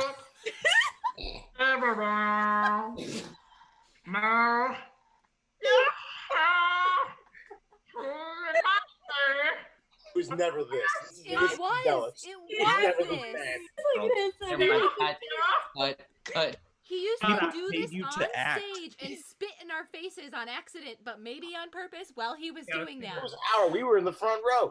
I know, I was in the second row and I still got Oh, spit he on. did travel. So, Yep. Jared, I hope that answered your question. Kevin Cody wants to know where I got this shirt. It's from Hawaii. So that's where you can get it. Get there. Landed in Hawaii. Hawaii, get there. I was supposed to go there tomorrow. Oh yeah. Oh no. Got a little Hawaii tonight, though. That's right. You Here it just is. buy a bunch of like pina colada mix or Mai Tai mix and just, And go drink there that, on not your own. any alcohol. And just pretend. Yeah. Play Put the on a music. Jimmy Buffett. Put a bunch of sand in On your a Zoom palm tree background. Patricia, that leads us into this question. Patricia Urso asks, New York City people, how are you doing? No, I got to see Matt and Andy briefly on the street yesterday, and that was nice. Some nice human contact. Wave at each other From from far 6 feet away, yeah. You I don't know. I think the answer is like of the people here, we're all like very lucky, and we're doing pretty great. New York is having a tough time, but we're doing okay. We're hanging in. Standing by our city. It is very heartening to always hear the 7 o'clock people cheering out the windows for healthcare workers. Yes, very loudly. Very loudly. It's amazing. People are like banging on pots. It's great. We all sang New York, New York yesterday. Right. Really? Really? Yeah. Oh, that's cool. Both sang New York, New York, and love the city. Yeah. I would say real quick, because I'm coming from a state that I just read that they're opening up right now in Texas. They are opening up, which is kind of stupid, and I love my state. But if you are from a state that is opening up or not opening up, Or never closed if you're in Arizona. yeah, stay inside. Stay inside. Don't listen to whatever, whether it's not stay inside or stay inside. Stay inside. It's important. Stay inside. Don't walk around. Don't go out unless you have to. Really, that's important. Stay inside. Only go out if you need to. Yes. You heard it from us, the cast of Puffs. And the voice of reason of the cast of Puffs, Nick Carrillo. That's right. Yeah, Nick Carrillo, your voice of reason. When we think Even if your governor says go outside, Hero's don't. right, we think Nick Carrillo. Yeah.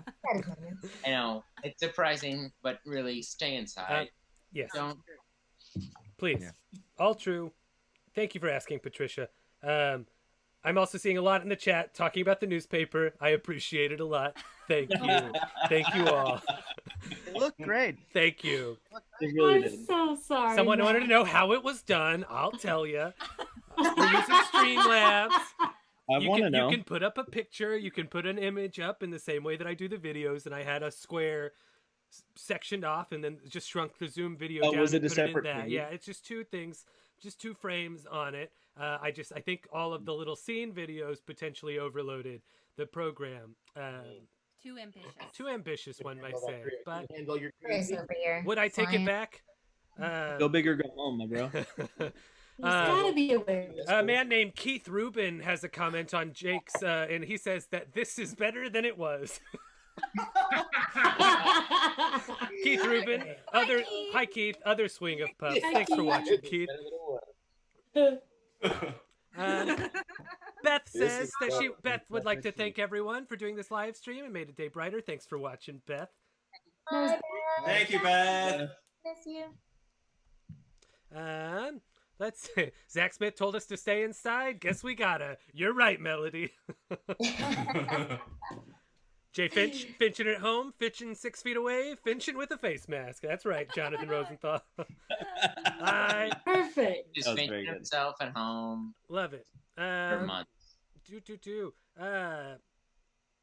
When the feed cut out, it really reminded me of all the shows, because we did it for what, 3 years, 4 years, and all the shows where the lights or the sound or the ceiling would stop working.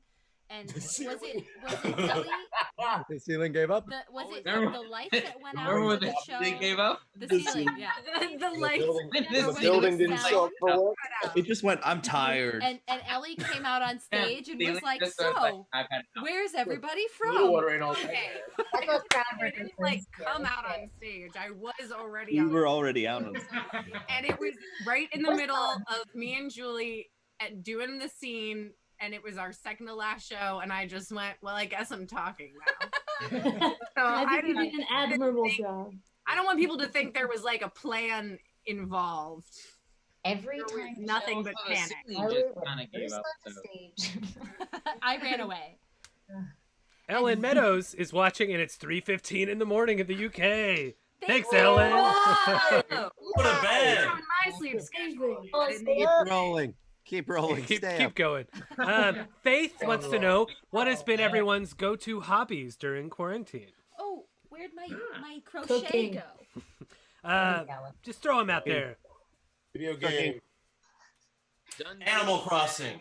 Yeah, if you guys like Animal Crossing, just follow. Catching up on TV. Fuzzy Man. Catching up on TV. Bye. Catching up on TV. Watching through all of the Fast and the Furious movies. I'm Oh, man. crocheting. It's gonna be a tank top. It still looks like a bra, but it's gonna be a tank top.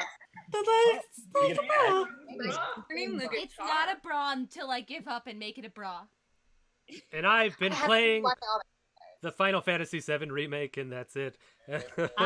How's it going, man? Oh, I love it. It's so good, everyone. So good. It's gorgeous. Oh, It's hard to tell how good it is versus how ready Finland. for it. yes, it's true. I'm biased. I love it. I'm loving It's it. the best thing. got excited. It's the best Go to the game next ever. question. Great. Okay, I can keep going on about it if y'all want. He The could. soundtrack. No, get the next question. I did see this question earlier, but someone wanted to know what house everyone was. We can go through that real quick. Zach, I'm a puff. I too am a puff, according to the internet. I'm a snake. AJ, Oh, smart. So am I. Langston. Griffin. Smart. Wait, you just said two different things. Brave. House of Griffin. Like you're brave. Jake, You're a brave. When he protects I'm the a business, brave. he's smart. I'm a puff. I'm Jesse, a puff. I'm a snake, according to the internet. Anna, Brave. Julie, Brave. Maddie, Brave. Steve, Brave. James, Puff. Brian, Brave. Nick. I'm a Wait, snake. there are so few puffs of us. There are a lot of braves. It's always been surprising. Yeah. It's mostly A lot of brave. snakes for a long. Patricia also wants to know what everyone's favorite technical challenge we remember from the show. We kind of already Bucket okay. show. Explain. Someone explain the bucket show. So New World Stages is Wait. Yeah. So there's this restaurant That's the way to start. above the Plaza of New World Stages. That through a combo of that and that there are these public drains that got stuck full of leaves meant that to the apparatus slash building that is built below the courtyard, our roofs rotted, and we started to receive drainage from the courtyard But it was so slow, and it didn't start until like on the stage. halfway through the show, and all of a sudden there's little tiny droplets coming, and you see the whole audience going consistently, just following these droplets. It's all they're watching. Oh, so then we had to put a bucket on stage. And then another one. And then another one. And then second bucket on stage, and then we had to put a third bucket on it was a stage. 3-bucket show. And then towels. during the flashbackios, when we were death buddies dancing in like 80s Voldy, we brought towels on stage and we like wiped the stage down while dancing. It was Zach great. Smith discovered the love of his life, Jennifer Bucket. Jennifer Bucket. And my favorite part though was when Steve brought on the mirror bucket. When the mirror the mirror bucket was also a bucket on the platform.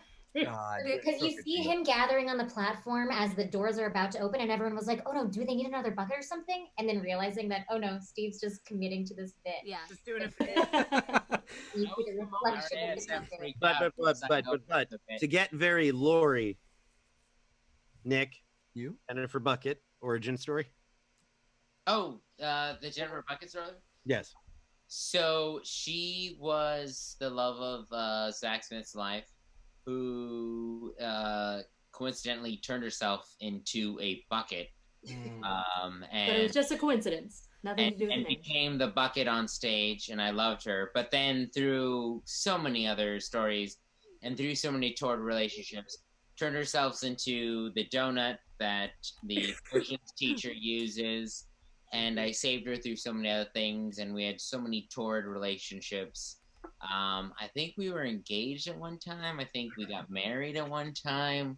I think they do end up together. I think Zach Smith and Jennifer Bucket, yeah, they have a torrid relationship.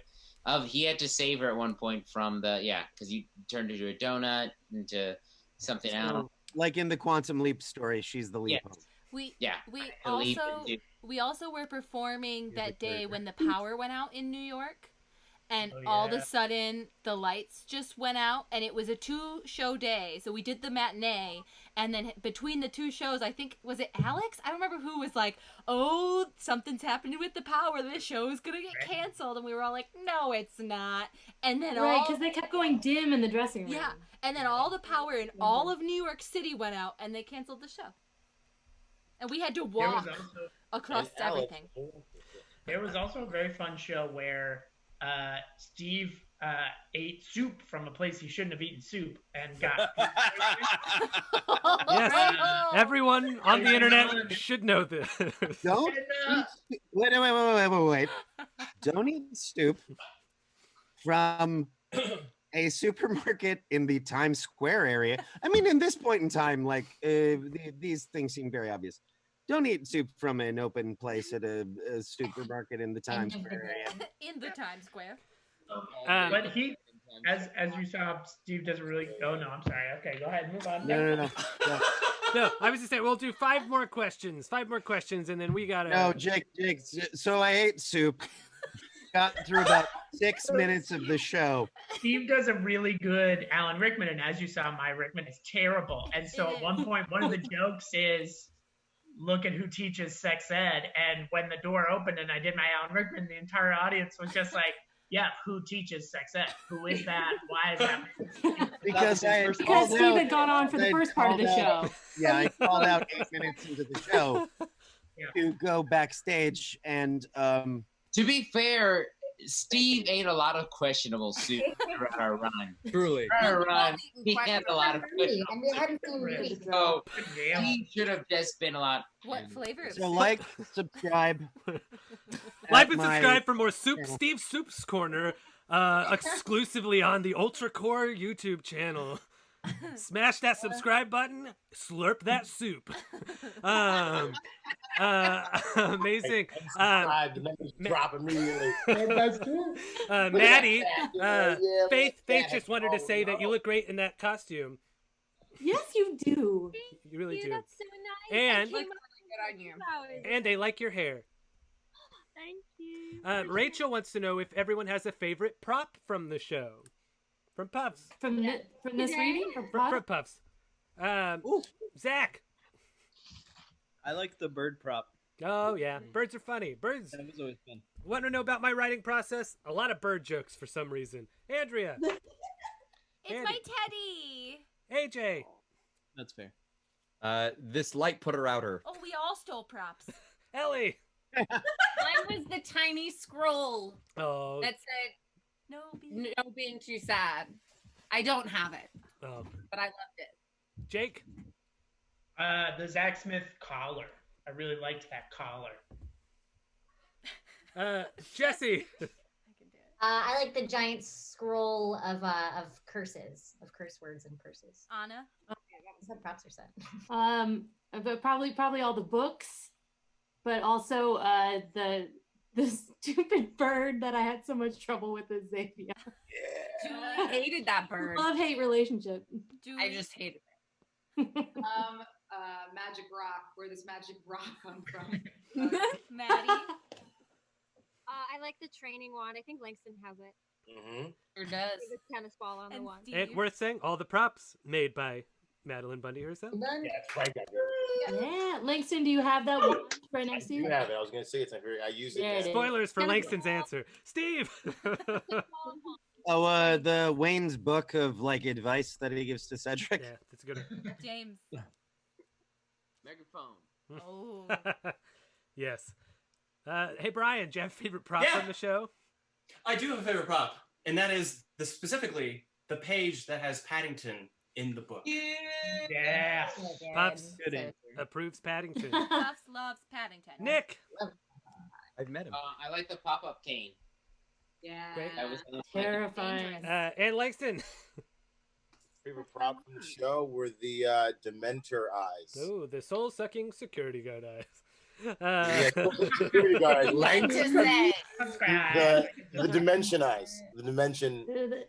All right, 3 more questions left, so we're gonna get to the heavy-hitting ones. Crazy No Head wants to know, Jesse, what's your favorite Clay Aiken song? Yes. Lord. And Andy, I'm gonna loop Andy into this too. Jesse and I went and saw Clay and First of all, Ruben's Ellie- Christmas special. Yes, we did. And Ellie went to middle school with me, so she knows, as the internet knows, that I loved Clay Aiken when I was in middle school. And Loved it. went to every concert, traveled around. Oh God, what was it? Measure of a Man. Yeah. That's probably my favorite song. My favorite part is when they go, my two AIM screen names. I don't know which is more embarrassing. You can decide. The first one was Aiken Lover 25, but my second was Hobbit NYC. You were. My big I think we all know which so one you good. were. You were Aiken for Clay. You were a Claymate. Oh, I was a Claymate. Embarrassing. Oh, Oh my God. Yeah. Who You is guys wouldn't that? understand. My mom. Hate that. Who's rating in? All right. I'd rather be a hobbit. 2 more questions.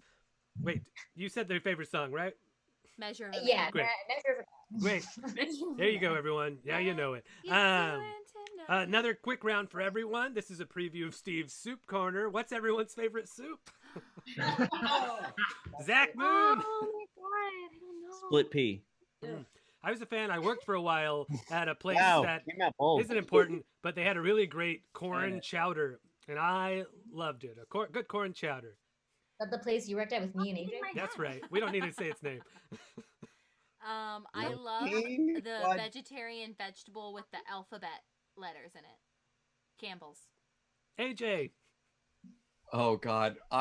Honestly, it's lobster bisque, but now I feel really pretentious. Pretentious. Tie off. Are you? You're in a tuxedo. You're in a tuxedo. They're dress robes. Wait. You're in a 3-piece tuxedo. Ellie. Matzo ball soup. Jake. Anything from Food Emporium at 7 p.m. Oh. During the weeks of Jesse. Christmas. Also matzo ball soup, and I know Nick's favorite is gazpacho, so I'll answer that. Anna. Anna. It's not soup. It's got to be tomato with the right pairing. You got to have like grilled cheese or tuna. Julie. I was gonna say the same, Anna. And if not that, like a really good clam chowder can be so satisfying. Maddie. I also love tomato soup. Steve. Pho, probably. Oh, all right. That's a whole other level. James, when you got to go to a soup, what soup do you go to? New England clam chowder. It's actually one of my favorite foods. Lobster bisque went through my head, and part of the reason I thought don't answer that is because I didn't want to say it. So I'm proud of you. Great lines, James. Brian, what soup makes your mouth get all soupy? Testing out phrases for the show, everyone. This is the test.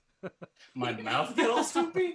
My favorite soup, if that's the same thing, is my wife's lentil soup. Oh, that's a good answer. Nick. I love lunch. Probably my grandmother's, who she's not alive anymore, but her chicken caldo, which is really good, like a chicken noodle soup. But I will tell you this, gazpacho is not soup, it's the devil's piss. It's a wet salsa. What? Disgusting. It's cold soup, and it doesn't deserve don't get to be. into this conversation with him. Have we not had this Gazpacho is the worst. Langston, what's your favorite Hate soup? That'll be Tom Yum Goon Noodle Soup. Ooh, Any a little sour. Nice. And this has been an episode of Steve's Soup Corner. Soup Watch. Slurp. Fully taking over the channel. Starting out. Is there an ASMR component? Wizard parody readings, and it's just gonna be eating soups that are mildly off. They will not know how to make Send ads your for soup us. to Steve. He'll try them. One final question from Brooke. She wants to know if everyone had a favorite costume piece from the show. So we'll just go in that same order. Zach? I loved the changing shirts from years 1 through 4. I loved my Yeah, it was tearaway fair. skirt because if I ate too much, I could flex and make it pop off on stage. AJ? Yeah, the narrator coat, which is Steve's actual coat. The pockets on that thing saved me like multiple times in the run. So. And did not save me in high school. That was his prom. Was it your prom or homecoming, Jack? I didn't go to prom. It was just a velvet jacket I happened to own. No one asked for prom with that. Oh, I thought it was for prom. Ellie. Nope. I just found it and I was like, this. I need this. You knew. I need this. It was You knew your taste. I loved the Xavier coat. I loved my little feather shoulders. Jake. The Voldy robe, because you had just gotten out of the prison of the Cedric bathing suit. Wow. Prison. I still have and wear. I have all my costumes, but I wear the dragon onesie a lot, and I love the Bippy pillowcase because it was my mom's, and I stole it from her, and I took it to the show, and she went to see the show. Hi, Cannizzaro. Yeah. Sorry again, Mom, for stealing your pillowcase. Anna. I love the Hannah leather vest. I thought that was such a like cool and unique item. It's fun. Julie. I went backwards. It's a tie between Megan's 90s punk shirt at the end and also her leather jacket when she gets older. It was always fun to have that transition. Maddie. The ghost collar. Yeah. Steve. The floppy headmaster hat. James. Also the Voldy robe. It is indeed liberating. Brian, your favorite costume piece? My favorite costume piece is the shirt that says Teenage Mutant Wizard Turtles, because that's awesome. And I wish that was a real thing. It could be. Could be. All right. Puffs part 3. Smash the subscribe button, and it could be. We can make merch. Nick? If this is popular. It's true. Steve's Soup Oh. Corner shirts coming at you. I would get one of those. Is it Steve sipping soup and just looking ill? We're live now. It's this pattern. No. It's the moment before. Oh, I The see. moment when you realize something's about He to happen. doesn't know. Okay. Nick, favorite costume? Probably the J. Finch suspenders, because when you're an actor and you don't know what to do with your hands. You go like this. As you can see, everyone here is an actor. We know what to do And- with our hands. Langston. I gotta say it's a tie between the shirt that original shirt that I wore as Oliver that I still have, and the corduroy pants that Oliver transfers into because his parents don't give him any choice. But they were best as shorts. They were fun as shorts, Yeah. but they were strange as shorts because I'm a grown man. I feel like always very uncomfortable. That's why they were great. That was great. When I put on pants, I was like, now the audience has stopped going, what the hell is he wearing? Maddie Bundy Yeah, made all those. Perfect. It was All great. They costumes went, again, made by those men. warm summer days. Oh, those shorts were great.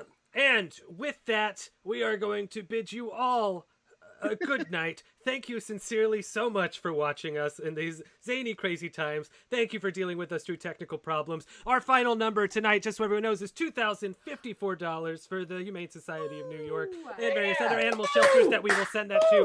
Thank you all so much for donating. Again, Thank please you all so subscribe to much. this channel. Follow us for more details on the next reading that will be coming. And yeah.